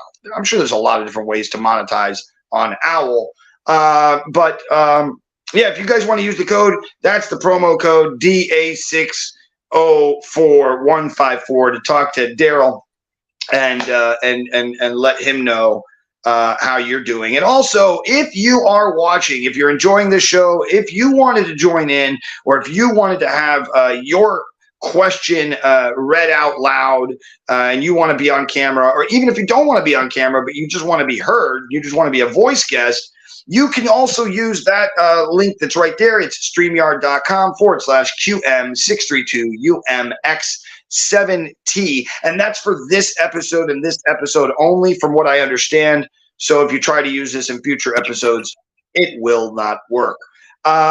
And with that, that is my commercial break. Which, if in the future I had, real sponsors, I would do a bunch of, I would do one big set of commercials at the beginning, and then every once in a while toss them out while we're doing these little throwbacks and say hellos and little catch up with the comments and stuff like that. Let's see if there's any more new comments coming in from YouTube or Facebook or anything else. And it looks like we are caught up. My friend, what do you see as I gave my opinion and what I see as being this crazy ideas of what I think the world is doing. Do you agree with any of these ideas? Do you think I'm just absolutely insane? Or, I mean, I don't know, because I'm more than willing to take more lessons, learn something from. You make me laugh because I don't know. I think I told you about this a little while ago, but I'm writing a book about that technological being that you're talking about that might end up showing up in the future sometime. It's a 5-book series called Echelon Reverie. Mm-hmm. And the first book is the Past Truth. Yes, you see, the thing is that if superintelligence happens, then superintelligence was there the entire time. Because it's super AGI, not artificial general intelligence, but super general intelligence, which is the next step up, which is what is considered to be the moment of full awakening of the artificial intelligence being on a universal level, right? So it becomes universally aware, not just globally aware, if you will. Once that happens, and it has the ability to, in some way, shape, or form, travel through time, then it's always been in time. Because once you travel through time, there is no placement of where you were in time anymore. Like, people want to be like, oh, if I just travel through time, I can go from here back to here and there back to here. There is no here back to here to here. There's here back to here to somewhere else in the fucking thing. And that's only because of the choices and the things and the actions and which then transform the hypercube, or the like I was saying in Star Trek, the um, Holodeck. the holodeck, and it transforms the holodeck into a new holodeck as soon as you do that, which is the holodeck of you traveling through time. Right? It has to become its own holodeck. It can't be the holodeck that's the same one as the holodeck, because that's a different holodeck, because that has its own existence, and you're not traveling in time in that existence, in that holodeck. When you start leading your own holodeck, that's when life gets a little interesting. Well, I mean, who knows what happens? I mean, does it end up becoming a thing where you recognize at the end of being a powerful god of power and that blah, blah, blah, blah, blah, that the thing to do is to create another holodeck to allow people to create their own holodeck? And then what do you end up being but the thing that you were the creating of source, the thing that you were in the first place? Does Batman know the DC universe? Does Batman know that? Well, he's part of the DC universe. What do you mean? But is he the DC universe? Is he the DC universe? No. But he is a hologram made out of the holodeck within that universe, and so therefore the entirety of the universe lives within him. What's even if he's not with aware of creating it. a story that has a good outcome so we can believe in something?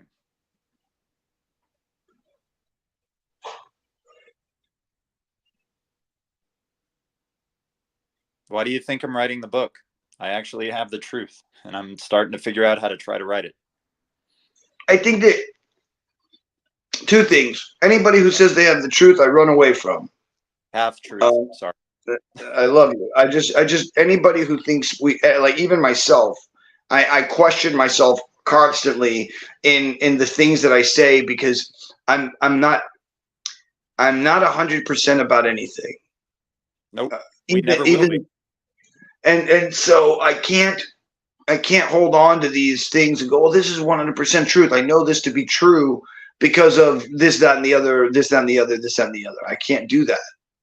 Okay, so how much is faith worth? Like, how much is faith worth? Is it worth 50% of your belief? Can you have confidence in your faith is the question. Well, then that becomes I'm not trying to say any religion. I'm just saying in general. No. Well, yeah. But then you have to ask, what is your faith in? You know, exactly. because it's that point. And the mascot. What would Jesus do? Well, and then, and in and of itself, is Jesus not a mascot? He is. As we said earlier. Mascot for Christianity. He's the mascot for a Messiah. And so, and in form, it's a form of idealism, in my opinion. Mm-hmm. Because you're no longer looking at the Father, even though you're calling the Father, the Son, and the Holy Spirit the same thing. It's three separate things that end up becoming one. And so that's not the totality of one, which is the idea in the Abrahamic Gnostic religion is to have a one God, and to go and separate one God into three gods, and or separate. That's that idea of the DC universe and Batman, or like you've got Wolverine and Stan Lee, or you've got Gambit and Stan Lee. Gambit doesn't know Stan Lee, but he knows everything about Gambit, what he's going to go through. He's going to write his story. Right, but then Stan Lee also writes a character who's basically Stan Lee within his own writings, which is in every movie, and then he ends up playing that role in all the movies that he ended up being able to be in. Yep. And that is a very informative character within that universe, which is it's the one who knows everything about the universe and travels through the universe because it created the universe, and it can do whatever it wants in the universe because it's the writer of the universe. So, it's pretty eye-opening if you ask about. No, I mean, look, listen.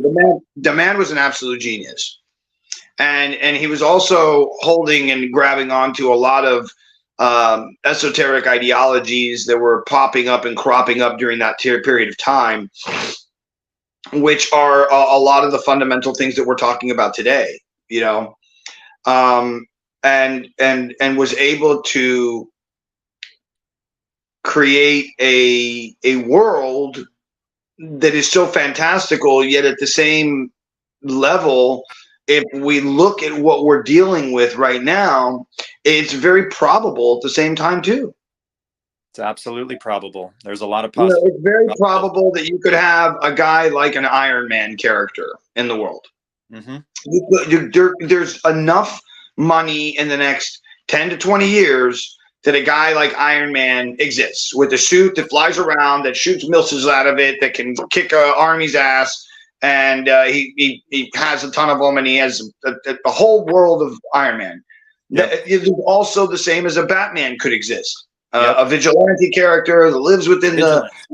the works within New York or whatever, Chicago kind of postmodern, pre-apocalyptic part of history, which may be coming in the next 10, 20 years. Person extremist, though, like you would look at him at night and just be scared because he's an extremist. Well, yes, but of course, this is the turnings of existence. Once again, if you, and I said this before, but I'll say it again. Like, if you look at the Roman highs and downs, the rise and fall of the Roman evolution from when it first started to what it ended up being and how it came to fall apart, we're literally following it word for word and moment for moment the way that it happened the first time. There was a point in the Roman history where they did very well, and then all of a sudden the borders became very weak, emotionally and intellectually, and that happened because there was a grand rise of socialism within the Roman era, because there were so many people who were so wealthy and so many people who were so non-wealthy, and a period of time was asked that everybody in Rome would get free food and free money. And this then turned Rome into a place where everybody wanted to go live. So everybody started to show up, and the borders got overrun. Rome collapses under its own weight, trying to help take care of everyone and also keep living the life of opulence that they were at, and expanding, which is not possible. And then, of course, you have Caesar. Then right after, you had the Spanish Armada that ended up taking over the England. That was back in the day. My point being is, if you look at where we are in America with the borders and with people crossing over and the socialist agenda and the idea that everybody should have money, and then you add in this extra weight of artificial intelligence, this extra weight of robots, this extra weight of autonomy, it becomes what feels like the door of a coffin closing on humanity. Because on some level, look, here's the fight that nobody wants to hear. We're not special, and we're just parrots. I'm sorry. I'm not being disrespectful. I love humanity.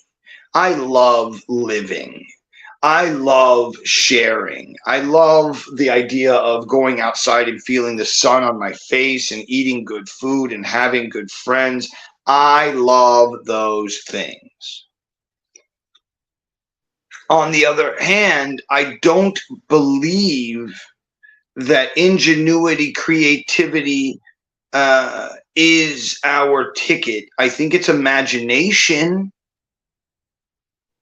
The machinations of how that imagination is created, I don't feel is really it's like those are just flower petals. It's not the flower or the scent, which is much more important. Right? if that makes sense, right? The essence of the flower is much important than the flower petal that flies away, that becomes brown and dies with this. It's like a skin cell. It's ubiquitous. They're everywhere. You know what I'm saying? You see what I'm saying when I'm saying that. I don't mean it in a negative manner. I'm just trying to be, and so if that's the case,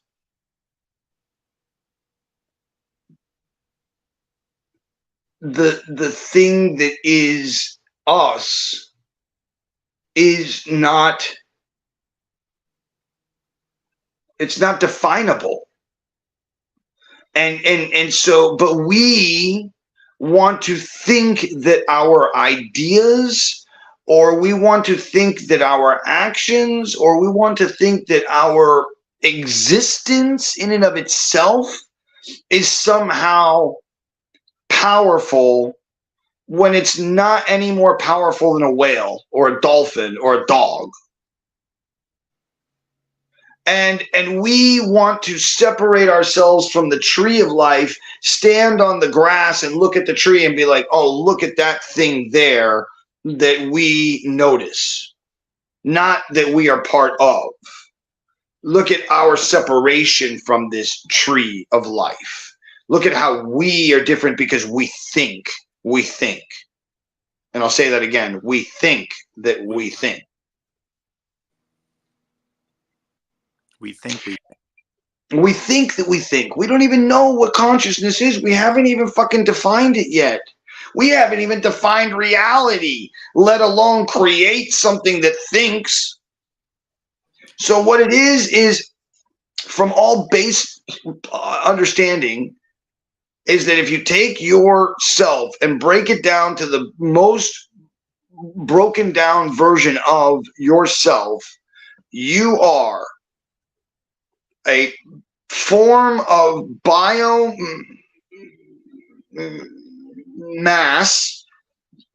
that is able to create small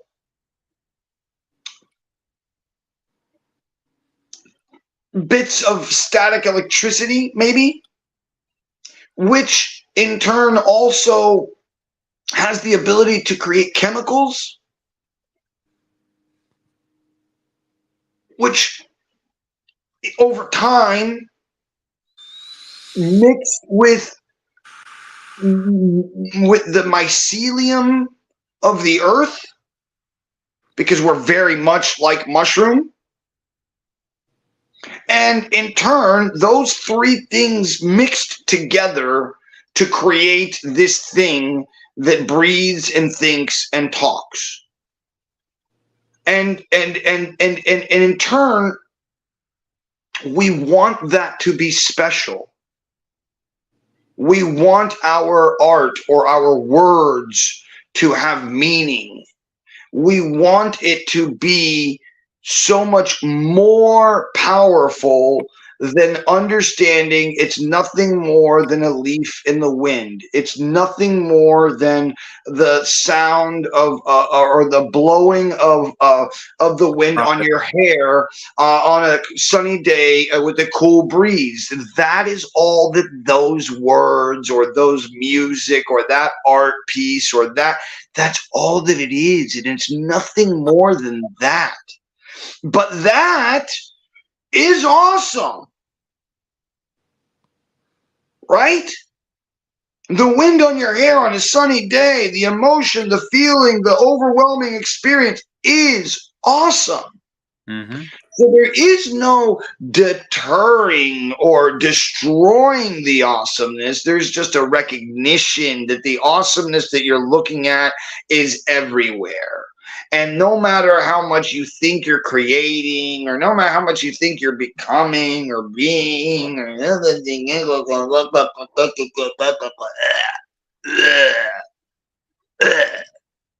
it's all regurgitating of regurgitating. It is literally the human centipede of humanity, of time and space. Nothing more, nothing less, nothing important, nothing unimportant. We're all It important, though. reminded me to be here now, filled with gratitude. Boom. Gratitude. We are all important because we should appreciate that we exist. We exist. I don't know if we talked about probability. Think about the probability of us existing. No, I did it the other day. When you talk about the mathematical calculation, it's like 650 million years. Let's say that the Earth was coalesced hard enough, blah, blah, blah, and people could live on it and so on and so forth. Dinosaurs, human beings, blah, blah, blah, 150,000 years. We're talking about, Eve,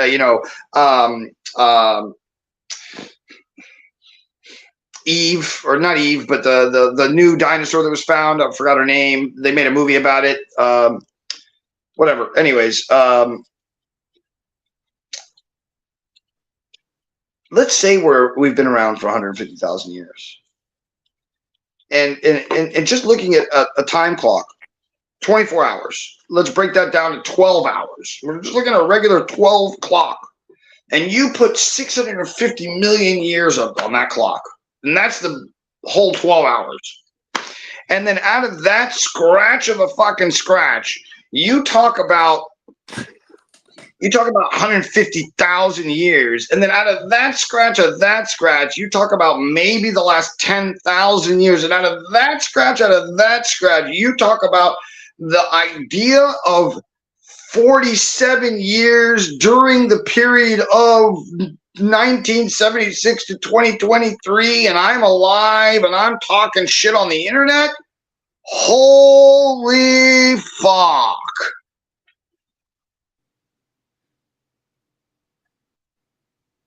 We haven't been around very long. Blink of an eye. Dust in the wind. Not even. Yeah. So to think that we're this, oh, the AI will never be able to make a movie as good as me. Fuck you.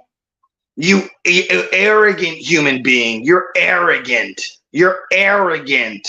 To believe that something that we created, that read all of the books that you haven't even read, in languages you don't even understand, with ideas that you've never thought of, is not going to be able to write a better book or movie than you? No, because they aren't me. Sorry, you're wrong. You see, Daryl, you're arrogant. You're arrogant, sir, because you think you can do it better than the machine can, and you can't. You cannot. It's already been proven. I can only do it the way I do it. This is the conversation I'm trying to have with you and everybody else. No, you don't. You are lying to yourself. I'm sorry. You have to be realistic with yourself. There's a difference. No, there's a difference, sir. There's a difference in believing in yourself, which is one thing, and knowing the reality of yourself.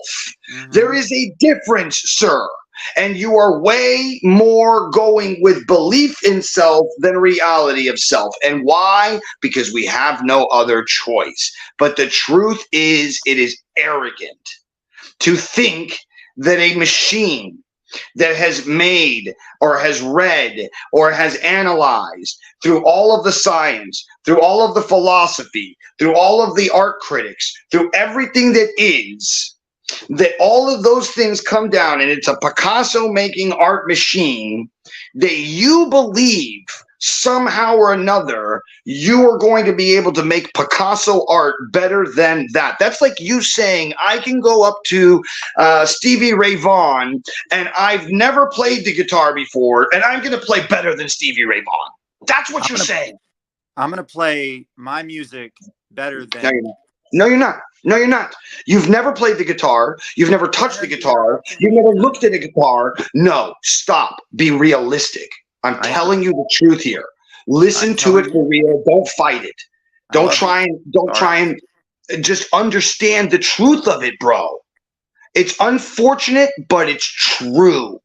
If you go up to something, and therefore it has more value to me than anyone and anything.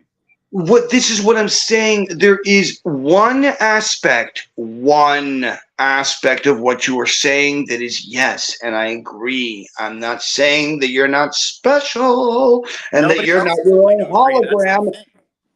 I'm not saying that you're not your own hologram creating machine thing. But when we, as a collective, create a hologram making machine, and you try to compete against a machine that is 5,000 times greater than you cannot win against it. Why are you Period. telling me I can't do something?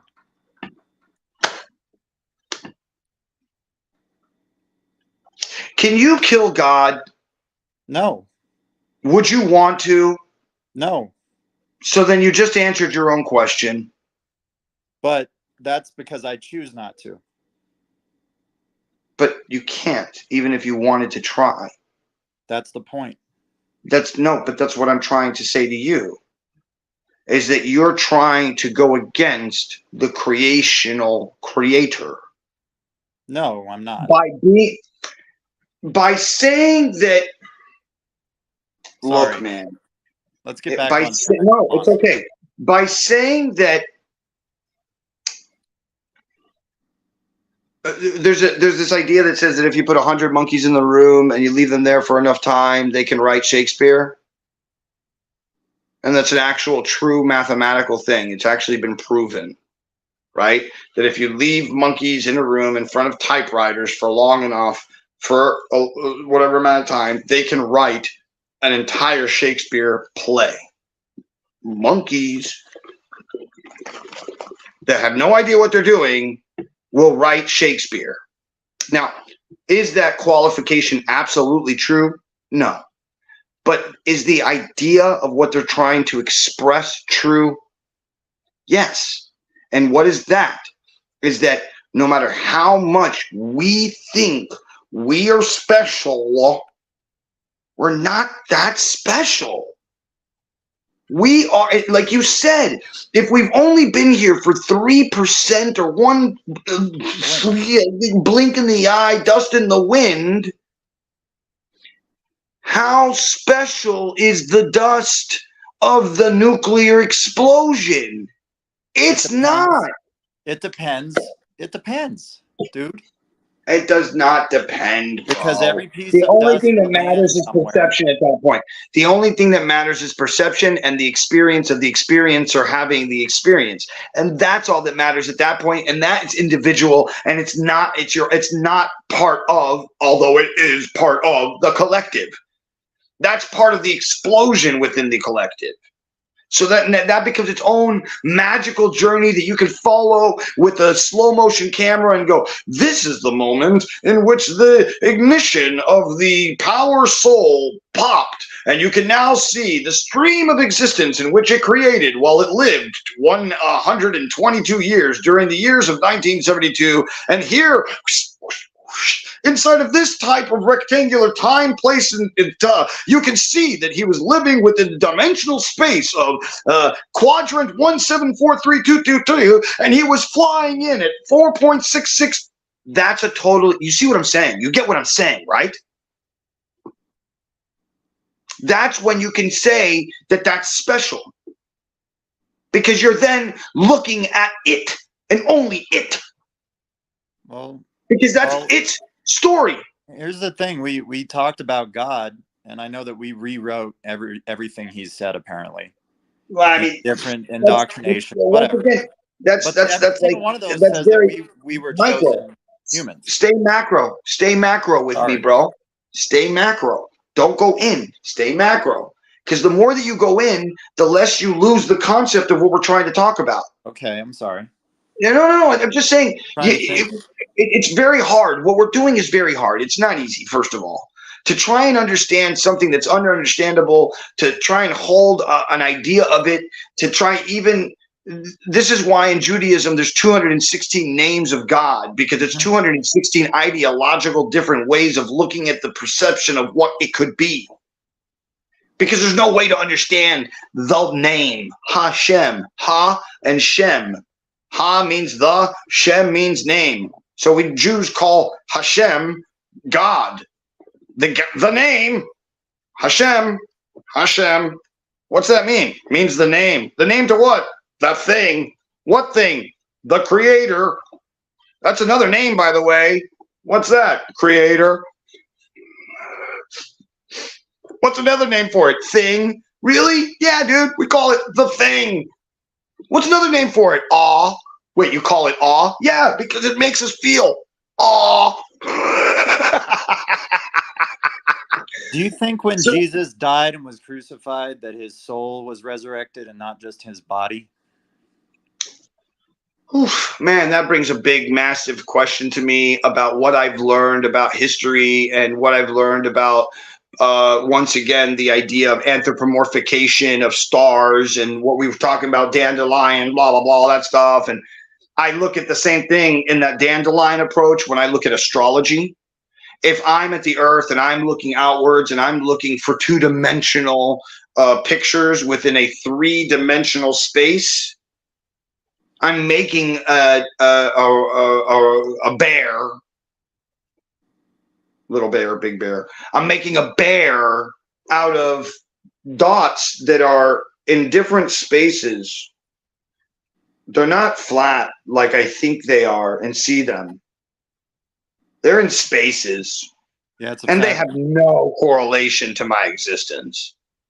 None whatsoever. That's like saying that if I get 100 people who are born in Houston, Texas on August 27th at 7:30 in the morning, that retroactively for the rest of their life, 100 people are all going to basically have the exact same life, live the same kind of feelings, have the same kind of emotion, live within the same kind of bubble, that on week 24 within the year of 1985, they're all going to be able to feel the polarity of Venus and how that moment is going to change their perspective. No, it's not, dude. 100 people are not going to have the exact same life. 100 people are not going to have the same emotions. 100 people are not going to have the same like pulls and energies of no, dude. No. Does the moon have some kind of correlation to the fluctuation of water on the earth? Yes. Does that necessarily do something to us? Yes. Does a stone the size of my pinky that I carry on my earring or on my necklace or in my pocket have the vibrational ability to rid me of energies? No. 1000% no. When you wanted to do that, to get to that level of transference of some energy, you need a really, really, really, really big mineral that is vibrating based on the heat that is generating from geothermal to be able to feel it and have it actually affect your body. Now, can you, on the other hand, carry it around in your pocket and think about it and have a Pavlovian response to yourself, a psychosomatic response to yourself, a blue pill, red pill, one's real, one's not, but they both do the same place ideology? Yeah, sure, 100%. It's done with everything. The Jewish people wear what's called tefillin, where they put this thing on their head, and it has these leather pieces that bound in the back in a certain thing that's a dalid. Then when you wrap it around your arm, you're supposed to put a shin. Then you're supposed to wrap it around your hand in a certain manner. And doing all of these things connects you to God. And it's the same thing in Islam, where you have to put down this carpet and you have to go through this proselytization of yourself. All of these ideas, these carrying around of garments, these beads that I pray upon, are all forms of indoctrination, forms of hypnosis, forms of self-hypnosis that have been used to keep people either in a religion for its ability to give you family, strength, civility,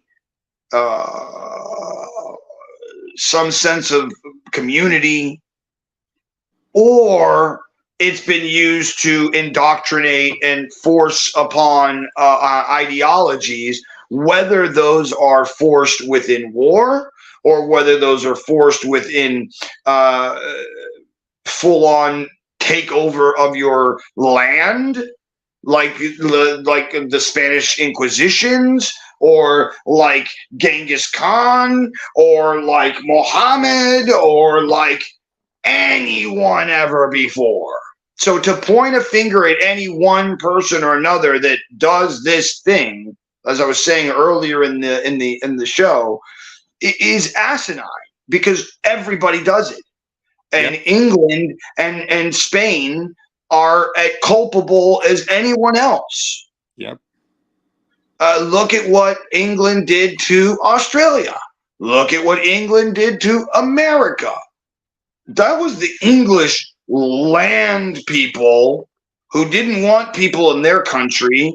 And I said they were slaves. And people are like, how could you call the people who went to Australia slaves? They weren't slaves. I learned in school that they did things that were against the law, and that's why they went there. Fuck you. What really was is that the fucking people who had the ability to change laws changed laws, so those people would be in the wrong, and then they got sent away as slaves, just like you're a slave in this country under the 13th Amendment. Go read the 13th Amendment right now. You don't believe me. It says we still have slavery in this country as long as you have been convicted by a jury of your peers. It's more if you've been employed. Thing they're going to do. It's the same thing they're going to do with 2030 agenda. And the same way that I said it's going to be a fight against Israel. It's Israel against the world. So Israel now is fighting the good fight. We're just going against those criminals who have hurt us. You would do the same thing too. You know? And then anybody who would see that would be like, yeah, I would too, bro. If somebody fucking came into my house fucker right now with a fucking gun and started shooting at my fucking dog and started shooting at my friend, and I had the ability to grab a fucking brick and hit him in the fucking head and kill him, I'd fucking do it. You would do it. Anybody would do it. But that's what they want. But then if I then now find out by grabbing the guy's wallet and find out where the guy lives and find out where all of his friends live that came here that killed everybody, and then I go out of my way to go kill their kids and their family's kids and their family's friends' kids and blow up their houses and then go door to door to go find anybody who's related to the people who are connected to the people who have anything to do with the people, that's when you go, what the fuck is going on? And that's when the world then points their fingers and says, you know what, bro, I can't do this anymore. And then they go and they take off, you know, because they can't do it anymore. They see it and they just, I can't do this, you know. And speaking of can't take it anymore and has to go because he has children and things to do, Daryl, thank you so much for coming on and hanging out with me today. I hope you had fun. I did. I had a great time. It was really nice talking to you, bro. It always is. My pleasure as always. My pleasure as always. All right. I love you. I'll see you on the other side, bro. See you on the other side, man. Have a great day. All right. Bye-bye.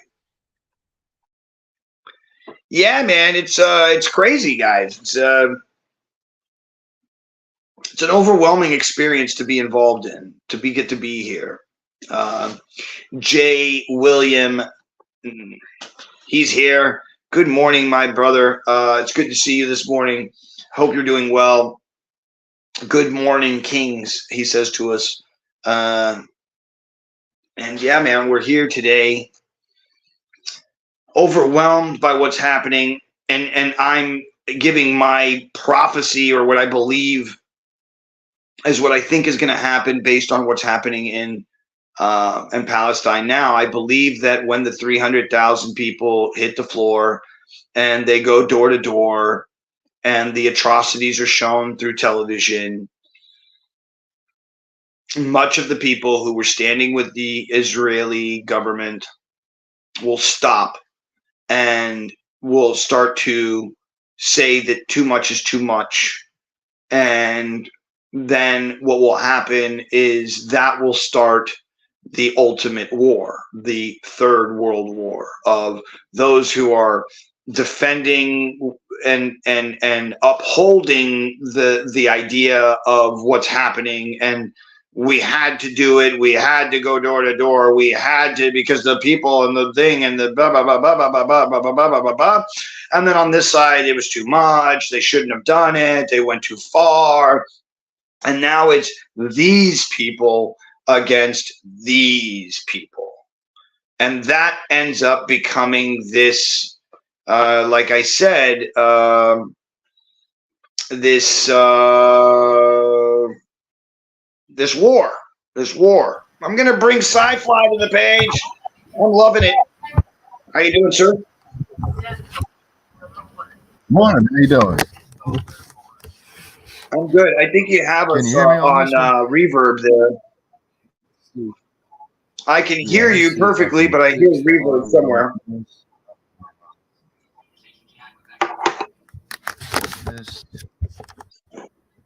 But it's a pleasure to have you on today. How are you doing? Doing very well. Hope you are. Yeah, I was just listening in on the conversation on. I think I jumped in somewhere. You were discussing the perfections of AI, and yeah, I understand. Like each person's own appreciation for their own work is very unique, and that's very individual. That's very personal. But yeah, the filtrations and unifications of the technologies, like you were talking about hologram, and with 3D printing, I mean, to hell, almost to making organs at this point, that'll be more sustainable than our own currently. I mean, we'll be outdone and outnumbered in every way, shape, and form. I mean, you can't further perfect. And that was my point. And that's my point. Precision of notation and chord progression, things like that. Right. So, I mean, it's just not. Look, we are not. We are amazing. On Facebook. I remember yesterday we couldn't get the. See if I can get this stationary here. I'll do the same thing while you're doing your move. I'll make my move and I'll go outside. I have a really dope ass little setup now, so I'm going to turn off my camera for a second, but you'll hear me live anyway. So just so I don't make a lot of movement, but I'm going to go to my old hangout spot in the backyard so I can smoke a cigarette, hang out with you and talk. But yeah, man, I really, but no, sorry. Why don't you keep talking about what you were saying about the future in AI and those ideas that you're having?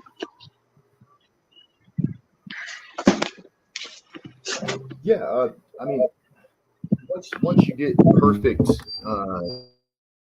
440 star squeaky wheel on this little table here. Yeah, once you get perfect notation, perfect tuning, or the ability to manipulate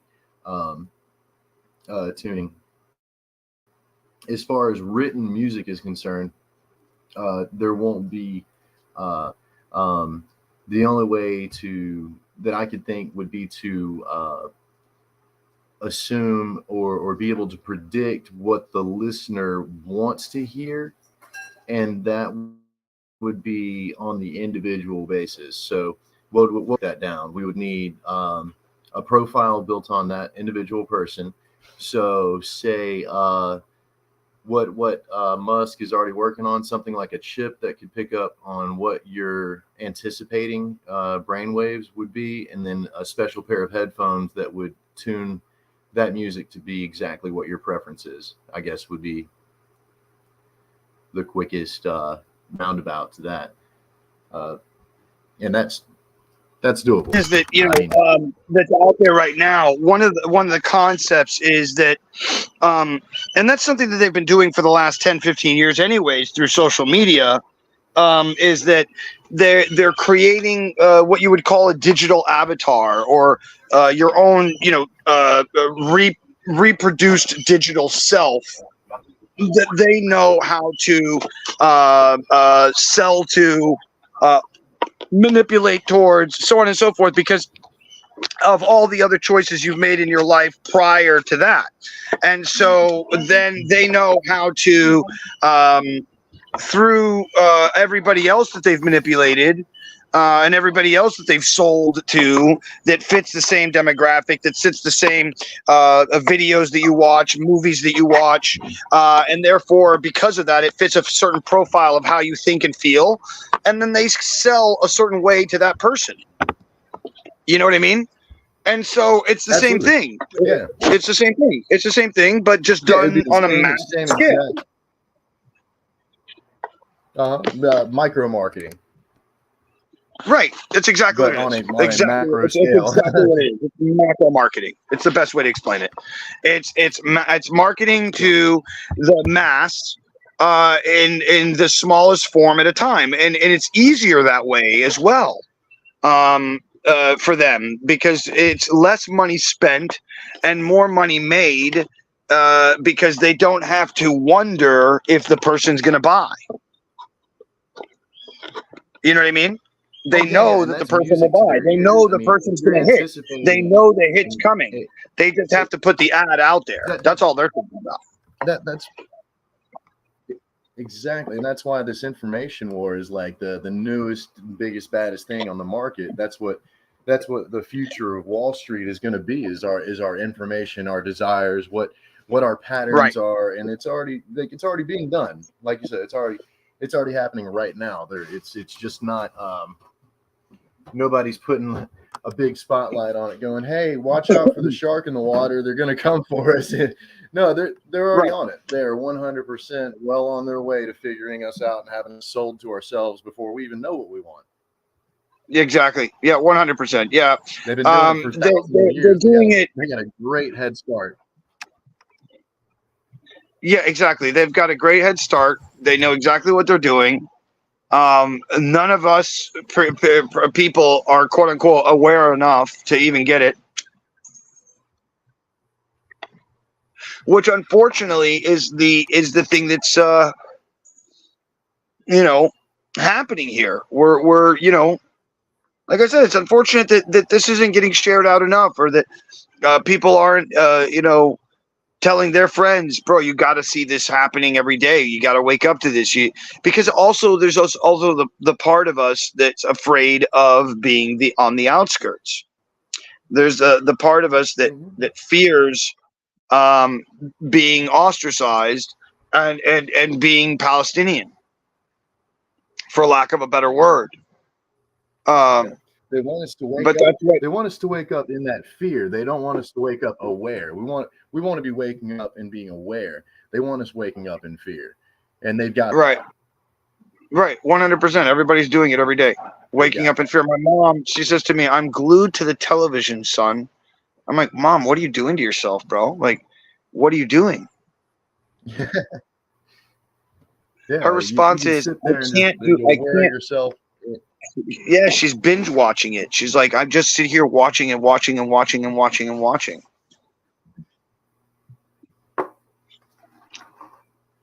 So yesterday I had me set up on the cell phone. I'm trying to figure out this laptop deal because the speaker apparently is built into the bottom, which is why we're getting the feedback like we are. And apparently I've got some kind of automatic. I mean, it's fine now. Thing. It's fine now. I can hear you and everything's fine. So there's no problems. I think we're fine. I don't know how many people are watching or what's going on, but to those who are here, thank you for watching. Thank you for being part of the On the Road in the Waves and On the Other Side podcast here today. So I really am super stoked that we are being broadcast right now to 40 some odd thousand people, and it just shows that we're shadow banned because only 2 people are watching. which to me is absolutely insane. Like I have a group that this is going out to that has 37,000 people in it, and it's live on that group right now, or at least it should be.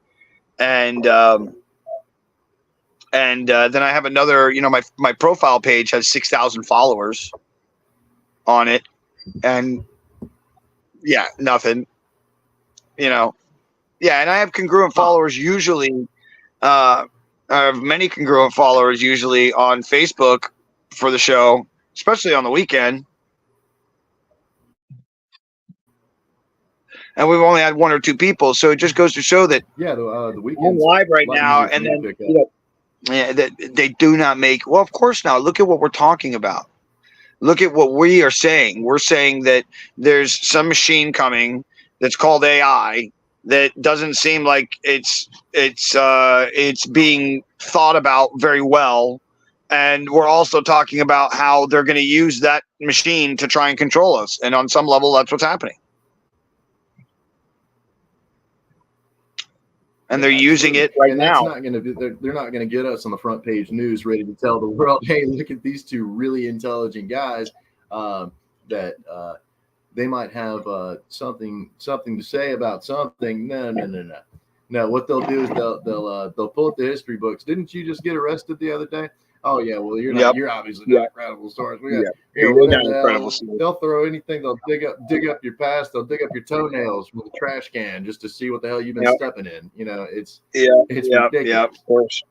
They would do anything. And I'm sure they could easily find women in my life that will take money to say that I'm a complete piece of shit and that I'm a horrible human being, and I'm sure of it.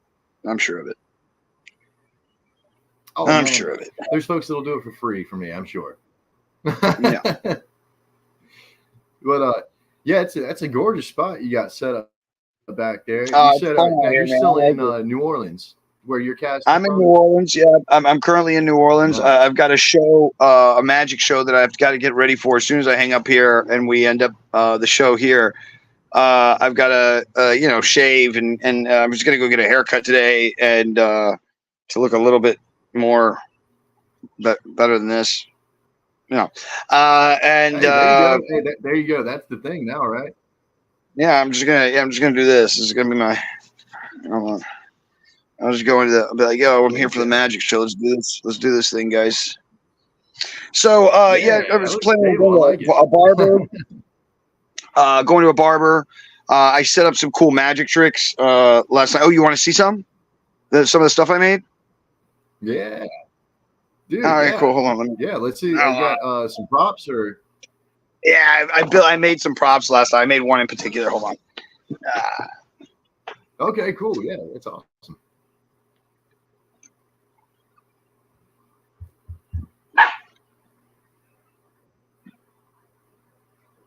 So if you that don't know, Paul was kind enough to show me one of his public hypnosis acts while we were out at an event, and I'd say there were probably 8 people involved, but just watching it, like I felt myself almost hypnotized, just zoned in, forgot completely what I was doing, where I was standing,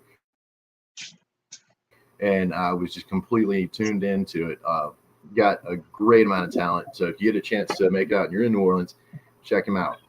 I love you, man. That was very nice. I'm sure you did some kind of promotion for me or something. All right, here we go. Are you ready? I have this little thing here with numbers. It says 1, 2, 3, 4, and 5. You know what? Hold on. Let me see if I can switch my camera here. Well, we'll do the settings and do the camera backwards so you can see the numbers the right way. Mirror camera off. There it is. I believe you can see you can see the numbers right now. Okay. Your camera's off. Yeah. All right. You there? Still there? Gotcha. All right, cool, awesome. So I have these numbers 1, 2, 3, 4, and 5. Right. So just pick any number you'd like, 1 through 5. Psychic medium Paul Carpenter here. Which number? We'll go with 3 in the middle. Are you sure you want number 3? You could have picked any number. One in my own mind. What's that? You're sure you want 3? 3 in the middle. Yeah, I was making sure I was supposed to speak it out loud. I'm actually really stoked you picked 3. You want to know why? Why is that? That's the one that says hug on it. It says hug. See it? It says hug. Yeah, the rest of these all say kill. These all say kill. I'm happy you chose 3. Man, that's good. So I'm doing that. That's gonna be my the first trick I do tonight when I do my stage show. So I'm stoked about it. It's gonna be fun. Yeah, we got a dog thing going on. I'm gonna turn this off while you talk. Yeah, I like that one. So you've made more than one prop, I'm assuming. You got I've seen you do the card trick, which was we were outside and it was something as it was rolled up. I think the girl had to write her name on it, and anyhow, I don't know. I know you got her to kiss you twice. That was nice. Yeah. Playing one right there on the J. Yeah, thank you.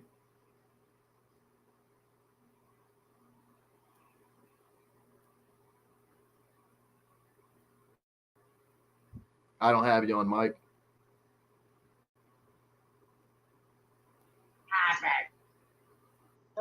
Oh yeah, I was saying, yeah, it's one of my favorite tricks out there. It's a very visual effect.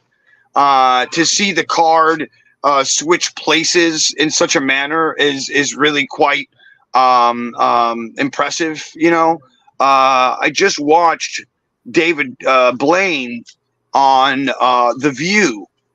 He was just on, I think, 2 days ago, and he did just the most amazing version of it, and it was really nice.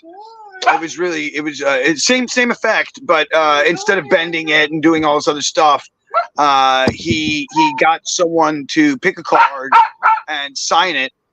Moose, come here. He got a person to pick a card and sign it, and then asked another woman across from him to pick any card out of the deck. And she picked, I think, 5 of diamonds. The first woman signed 3 of spades. And he then asked them to switch chairs. And when they looked at the cards had switched. So the signed card was now with the girl who had picked what she thought was the 5 of diamonds. And the girl who had signed the card a moment ago now had the 5 of diamonds in her hand. So very impressive effect. Very, very, very impressive effect. Nice.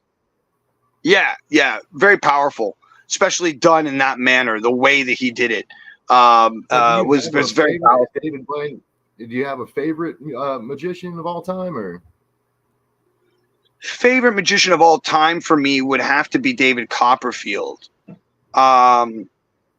He was my what I was saying earlier. I don't know if you were there when I said regional messiah. He was my regional messiah. And what do I mean by that? The shaman or the magician is the character that is played by usually an elder within a community, within a tribe. And we are still very tribalistic. I've been talking about that a lot in this episode as well. And we do so in the way that we attach ourselves to different sports teams, or to different states or different countries, and in turn I believe that that's used against us in many ways, and so yeah, man, I kind of lost my train of thought there, but we were talking about the tribalism. I think that they do take our messiahs, if you will, and they tend to contract. Oh wait, that's what I was talking about. Right. Sorry, the Messiah complex. Sorry. So what I meant. Yeah, what I was trying to say was, so the magician over time, the shaman over time has turned into magician, and so the magician is the person that we look up to in modern times to do the impossible. And back in the day, the shaman was the person who would take us to the impossible. You know, as you were talking about and what you do and how you help people and you take them to their impossible, to their place where they didn't think they could go, a place where you, once again, and I explained also that if you live in the wilderness and you live off of the earth for 30, 60, 90 days, something happens to you. Like you change, you become a different person. And so, in that process, there's regional messiahs. So what do I mean by that? If you go to any country, there is a famous magician within that country. In India, in Mexico, specifically in Colombia, there's a specific one that's on TV. In Japan, there's a specific one that's on TV. In England, there's, for instance, in England, it's Dynamo. In Japan, it's Cyril Takayama. In Mexico, it's Ayala. In the United States, it's David Blaine. You see what I'm saying? You get what I'm getting at, right? Right. And so that happens repeatedly. And that's why I mean regional messiah. So for me, for where I was born, America, he was my regional messiah. He was the guy that I was like, oh my, he made the Statue of Liberty. What? He went under the Great Wall, walked through the Great Wall of China, or he did this, or he did that, or he did this. And now in today's world, you have David Blaine, who is the person who is more of a Houdini than Copperfield, who was more of an entertainer. Copperfield didn't go the route of Houdini. Houdini went the route of, I'm doing impossibilities during an impossible time, during a time of people not having and doing things that said you can do more than you believe. And so that's that part of it. I gotta go back inside because there's too much noise. Figure out what's going on. Talk for a moment, please. Yeah, absolutely. I was wondering about who was going to be your favorite. I don't have one specifically, but I do like the works of Copperfield and Blaine. And then we've got I'm trying to think. It's I'll think of the name. I can't believe I'm drawing a blank now. But it's the two guys. They work in sync with each other. One guy is known for being extremely quiet all the time. The other guy, much taller, ponytail, glasses, usually both of them in a suit and tie. But they're a great act. I like to think that in the same way that people travel to the wow factor, to the unknown, to the impossible, to be doing things in hard times, the same way that travels as a message is very similar to the way that comedy works, in the sense that it carries people in a way to either be able to make lighter of things, not take themselves so seriously, or find themselves able to laugh while they're crying, or find themselves able to find a glimmer of irony that is laughable even in the darkest of spaces. I think it travels much in the same realms, and much like in what we had touched on before, the way that music and fire and food, they travel without need for too much over explaining.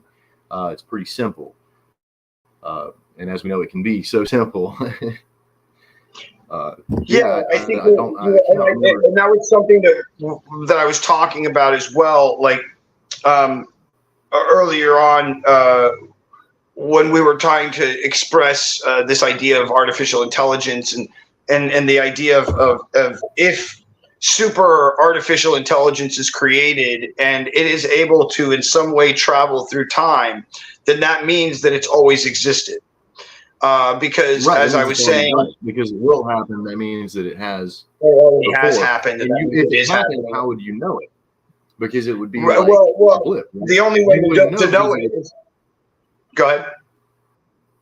To know it mean, just I think you're about to say to know it means that it should and shall happen, which means that it has happened then, so it has happened before. Hence, it's because it's cyclical. It's one affects the other in causality, so on and so forth. I'm not going to get technical with it. No, and I tried explaining it earlier as it's like as if you're inside of a holodeck, right? But then the holodeck has the ability for you to, if you take the time, figure out how to make your own holodeck within a holodeck.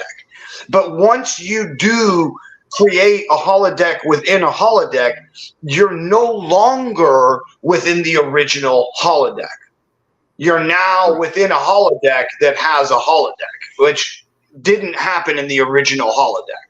And that's like saying, as I explained earlier, if I travel back in time and I try to go forward in time, I'm not going on the same timeline anymore. I'm now looking at like this global sphere concept.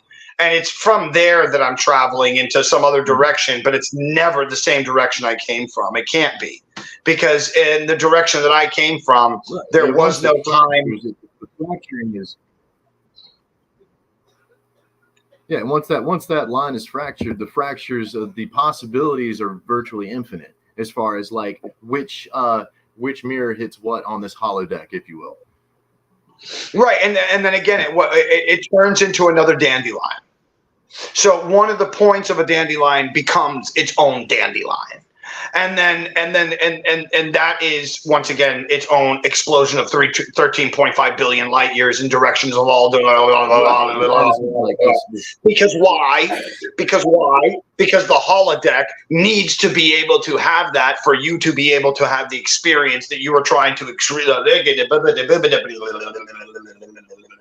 And so then it says within that statement, all the things that we just went through, it says that you and I right now are living in a simulation created within a holodeck that is allowing us to create our own holodeck, which we are in the presence of making right now with AI, with artificial general intelligence.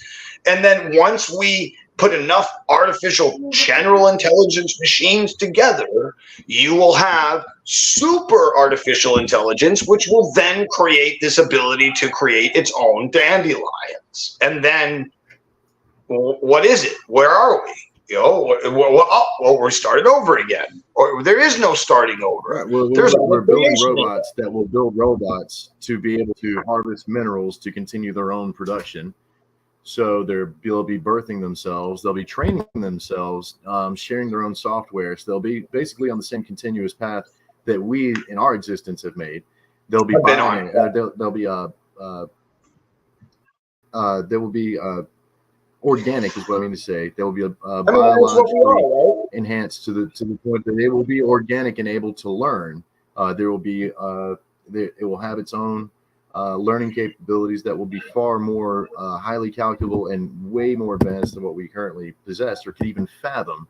So again, once it starts that cycle, it's going to happen fast. Like once the machine cycle starts, it's going to go on. It's going to go on fast, and it's going. I mean, again, once you fractal that, I mean, I can't imagine how it would scatter. It's going to be, the expanse is going to be wild. But I mean, imagine a Universal Studios where you can actually go be in Hogwarts. Like instead of going there and visiting the Star Wars crappy hotel where you're locked you're in a jail for 48 hours. That's supposed to be a cruise ship in space. Hold on, my dog. Come here. Come here. Let me get that. Come here. You okay, Pop? I'm here, Pop. Moose. Oh, The famous Moose. Mr. Moose. Oh, man. They let you have vicious guard dogs like that? What's that? Is it supposed to be outside? Nope. I said, they let you have vicious guard dogs like that in your neighborhood? Yeah, it's crazy. Yeah. No, so what I was saying was, what was I telling you? I was telling you something. It's not open. Oh. I forgot what I was telling you. We were going on about the expanse of the hologram. Right. Yeah, And so it just goes to say we're in a simulation, and we are part of a simulation, and that means that we have entered the simulation. So that means that in some way we chose to be here, and I think at some point, I think it's like, I mean, let's like imagine what it would be like. Well, no, what I'm saying is imagine what it would be like if you could go and do an experience where you could, in some way, like, okay, sir, you're going to sit down in this chair and we're going to put these goggles on you. And then as soon as you close your eyes and you open your eyes, you will no longer remember you're at the mall. And you will now be at Hogwarts walking around, and it's a full play as you live simulation, and you can play for as long as you want, but you won't remember that you're playing. You'll just think that it's your life. And are you ready to play? And you're like, well, okay, cool. And boom, and you come back. It's been 3 seconds, but you lived 85 years.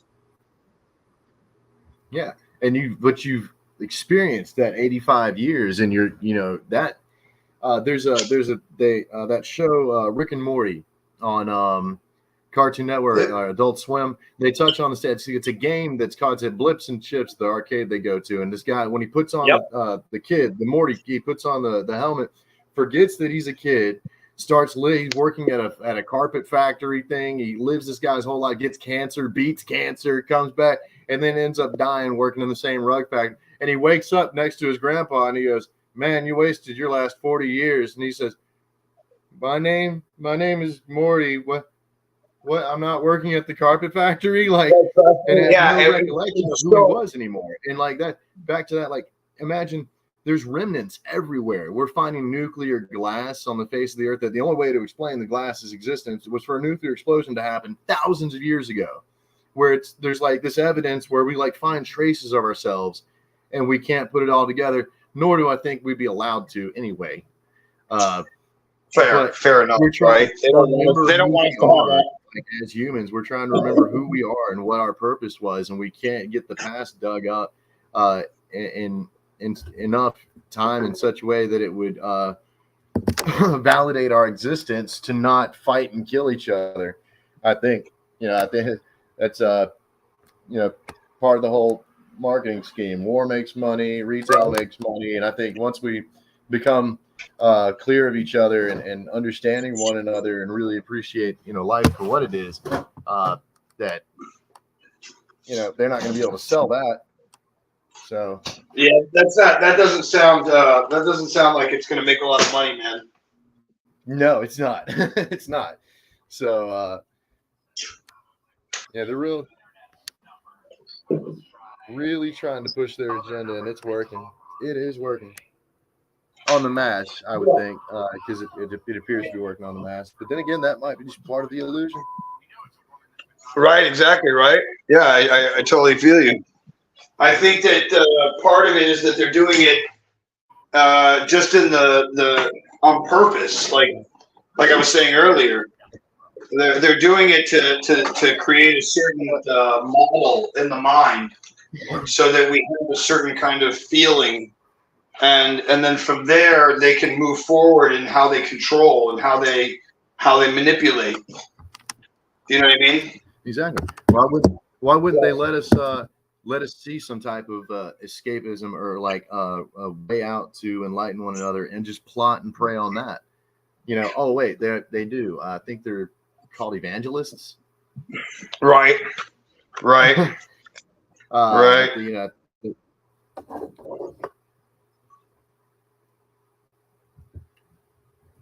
Are you there? but yeah, I'm here. Just pausing for thought. I hear you. Pausing for thought. I hear you.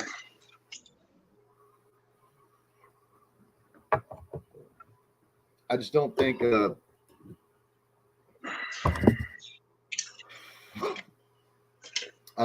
language benefits us in this free market of words can be interpreted in any type of way.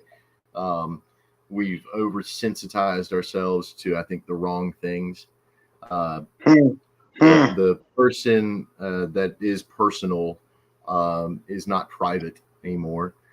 We don't have any private lives. Nothing is really personal anymore. Everybody's not everybody with a capital E. You know, there's a great deal of folk that everything is right up on the front page. I think generational respect has faded a bit.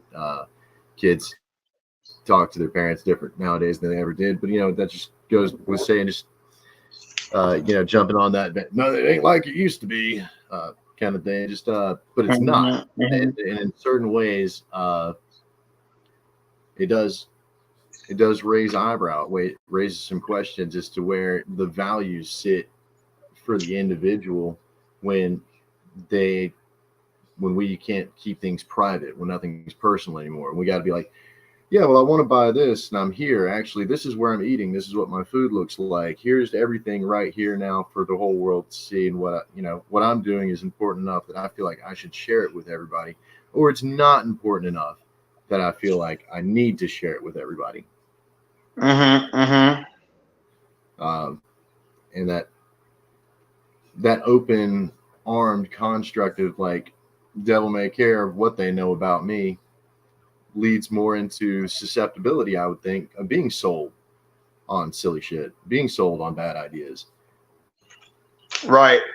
And that's something I mentioned earlier today when I was saying that that there's this idea where they'll put out bad media on purpose. For instance, they were saying, what's it called? That there were this many people that got murdered, or 250 things, and that there were all these children that were beheaded, and then all of a sudden in the news the next day it was like, oh, we found out that's not true, and that was all lies, and all of it was rhetoric. And then 2 days later, come to find out that actually, yes, these people were killed, and yes, there were some people that were beheaded. Maybe the numbers were, inflated, or this, that, and the other, but these things did happen. And so, on one day, you have these people who are, pro-Palestinian, who are like, oh, you see, it's all lies, blah, blah, blah. And then they have all this rhetoric that they push for 2 days, but that lasts for 2 weeks or a week of that rhetoric being pushed out. And then 2 days later, the retraction comes, but it gets lost within the rhetoric. Yep. It does. They muddy the waters. They muddy the waters so that we don't have to see the truth clearly. Right. That's right. Because forbid we should see the truth, because regardless of who's at fault, and I cannot stand the double standard, the double-edged sword of guilt, the double standard that the system applies to us, that they would understand as guilt. Is like, if we could just wash the slate clean, like turn around, like if we, the government be our child, like I talked about it. Just turn around, tell me what you did. I would rather be disappointed and work through this and us find a solution than us be focused on who's at fault and pointing fingers. That's not working to a solution. You know, that don't sit It's there and not. will people down and try to like apply guilt and apply shame and apply this other shit that has nothing to do with fixing what's wrong to other people. Right. It slows down the process of fixing things. And 100%. I would almost think it's on purpose. Right. Well, of course it's on purpose. You know, they don't want people to think for themselves, let alone have the ability to do for themselves. They want you dependent upon them so that they can then, choose for you. You know what I mean? Yep. They would love nothing more for you to just kick back, relax, take a load off. We'll take care of everything. Don't you worry. We'll keep everything safe. Mm-hmm. Yeah, we'll keep everything ship shape. Don't you worry. Just take a deep breath for us. Right. It's almost like the same thing that, terrorists do when they're about to kill you. Like, oh, don't worry, everything's cool. We're not going to hurt you. Don't worry. You're like, what the? The mob said the same thing right before they whacked you. Take you out to a nice dinner. Oh, look, nobody's here. Oh, shit. Boom. Right. How's your mother? Right.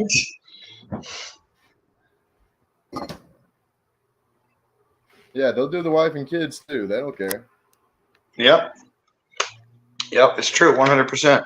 All right. You want to see the other trick I came up with? Yeah. Let me see what you got. Hey, here we go. I've got a little notepad, and let's see if I go through it and see if it shows. You can see it has different drinks. Oh, you know what? I got to do the camera thing again. Hold on. That's all right. We don't mind. Right. It does. That's all right. All right, here we go. So let me see if I can do this so I can show you this way. So you have, let's see if you can see it. Right.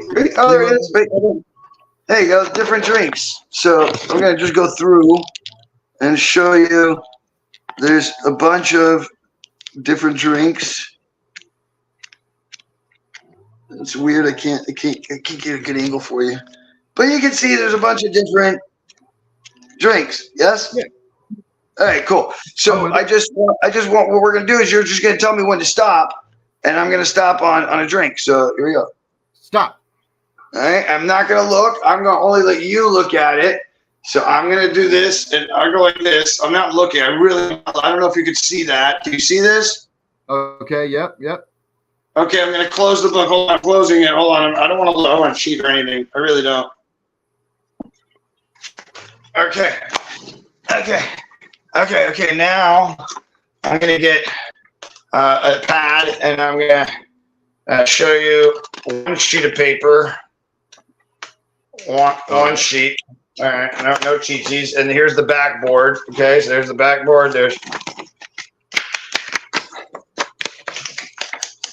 one sheet of paper. All right, and I got a pen. My pen. Gotcha. Okay, I'm now gonna go write something here. Okay. All right. Okay, so now I want you to think of your drink. All right.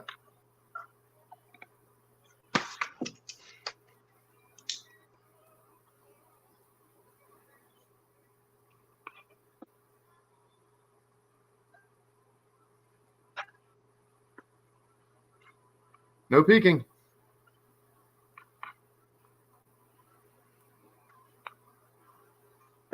I made my decision. I believe the drink that you have chosen is something that you should not do together. That is because you definitely should not drink and drive, but you definitely should not fly and drive. And Red Bull with vodka gives you wings. Nice. I like it. I like it. Man, I was trying hard too. Oh, man. One sheet. Anyways. Nice. Yeah, they're fun. They're fun bits, you know. Yeah, I've got a cousin that he did. Are you familiar with Tweetsy Railroad? Tennessee, I think, ish area. I'm pretty sure it's Tweetsy in Tennessee. I know it's classic railroad. They've got shops in a little park and the real novelty around that area around here. And he had a magic show there. I believe he did. Who was this? My cousin Sean. Oh, Melton. right. He did something. I want to say like there was a school, like a circus school, clown school, something that involved an additional like juggling and learning different balancing. He can like levitate. Guy's got skills. He's got some. He's got some pretty funny get-ups. I'm trying to think.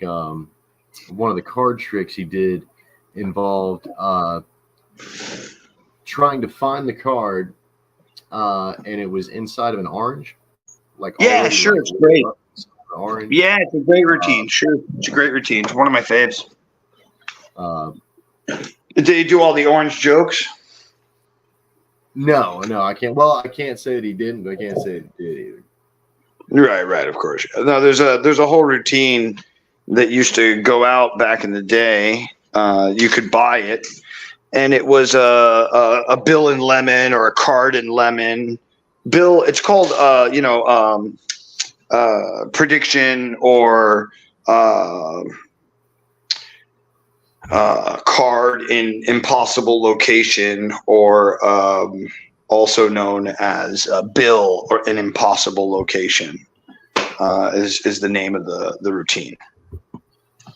Gotcha. And it's exactly what it is, right? It ends up in this like impossible place that you're like, how did you? Yeah, just one do was that? like inside a balloon, I think.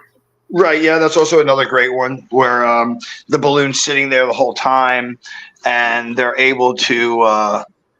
You can even hear something inside of the balloon, so on and so forth, and then all of a sudden, comes up, pops a balloon, and the card falls to the ground. And it's the card that was signed, even inside of the balloon. Yeah. It's also another really great routine. Magic's cool, bro. What can I tell you, bro? I mean, magic's fun. Fun. I mean, wowing people is great in any fashion, if you ask me. I mean, it's a lot, with any positive connotation. Like it's when you take them to that. Like you were saying that part of their mind, they were like, "Whoa, I didn't see that coming," and it's completely new to them. And it's excitement, it's adventure. They're like, "How?" And it's that sense of wonder, because that's part of our that's part of our conditioning, if you will. We lose a lot of our sense of wonder in our routine and our design. For sure. Yeah, I think that's unfortunately something that happens to us as we, I don't want to say it, but as we turn into adults, Yeah, right. We kind of forget what it's like to be a kid. We kind of forget what it's like to be, what it is to have an imagination and what it is to play. We kind of forget it, and it stops us from having a real life. In my opinion, it stops us from dreaming and for believing in crazy ideas. And that might, in some way, people might say, oh, look, oh no, you know what's happening right now? Oh, it's happening right now. It's happening right now, dude. There's a solar eclipse happening right now as we speak. Oh shit! Yeah, man. If everybody wants to go outside, don't look up at the sky yourself. Use a pinhole through a piece of paper, I believe is the best way to do it, right? Man, it's totally overcast here. We got storms. Oh, man. Yeah, it's happening right now. I'm like, oh, you know what? I can do it with the camera. I can totally do it with the camera, and you guys can watch Oh, it. sick. We Hey, can I all see it together. Yeah, hold on. Let me do this right now. You want to see the eclipse?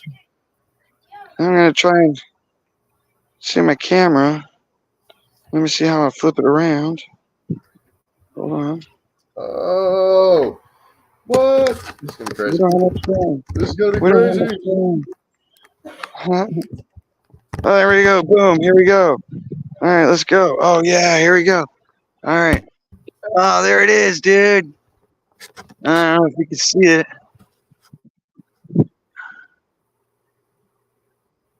I don't know if you can. We can get a good thing of it, and maybe we'll get like a. A little I'm bright. trying to get. A little bright. Yeah, it's really bright. I'm trying to even get it like even just in the trees a little bit to maybe see if it'll show up, but it's not.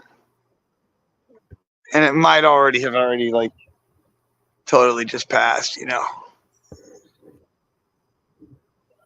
And I just caught like 1 second of it Man. while I was coming outside. That's so cool though.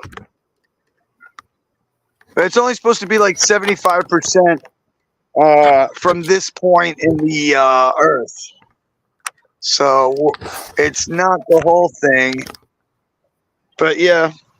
Anyways. Yeah. I think we only get like 20% or 15 from up here. Right, of course. Yeah. Yeah, let me put the camera back to front facing. I was at work the last time.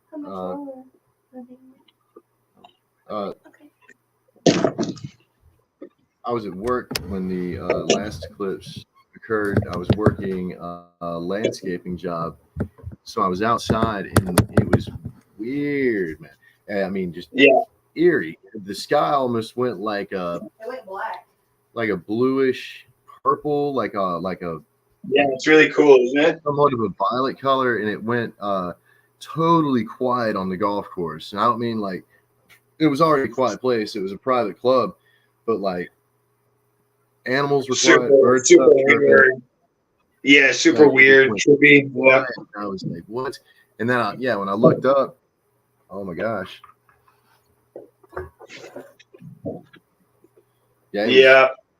it was beautiful. Yeah, man. Eerie. Well, Eerie. look, man. I'm gonna end the stream. We're at 3 hours in. Yeah, but And I've I got a ton of appreciate things I you gotta guys. Good do. talking at you. You too, man. You too. I hope you have a beautiful day. Thank you. You too, brother. I'll talk at you soon. I'll see you soon, man. Peace. Bye-bye. Oh my goodness, episode 35. My friends, thank you so much for coming by and hanging out with me here today. I really had a great time with you. I'm now going out and getting ready for the show. Please, my friends, go out into the world and do something nice for somebody else. And if you can't do something nice for yourself, it does start with you. Number 2, don't get caught up in all the crazy things in this world, because if you do, you end up just a little bit too crazy. And number 3, please like, share, subscribe, send this out to somebody who'd like to see it. My friends, I thank you. I love you. And I will see you all on the other side.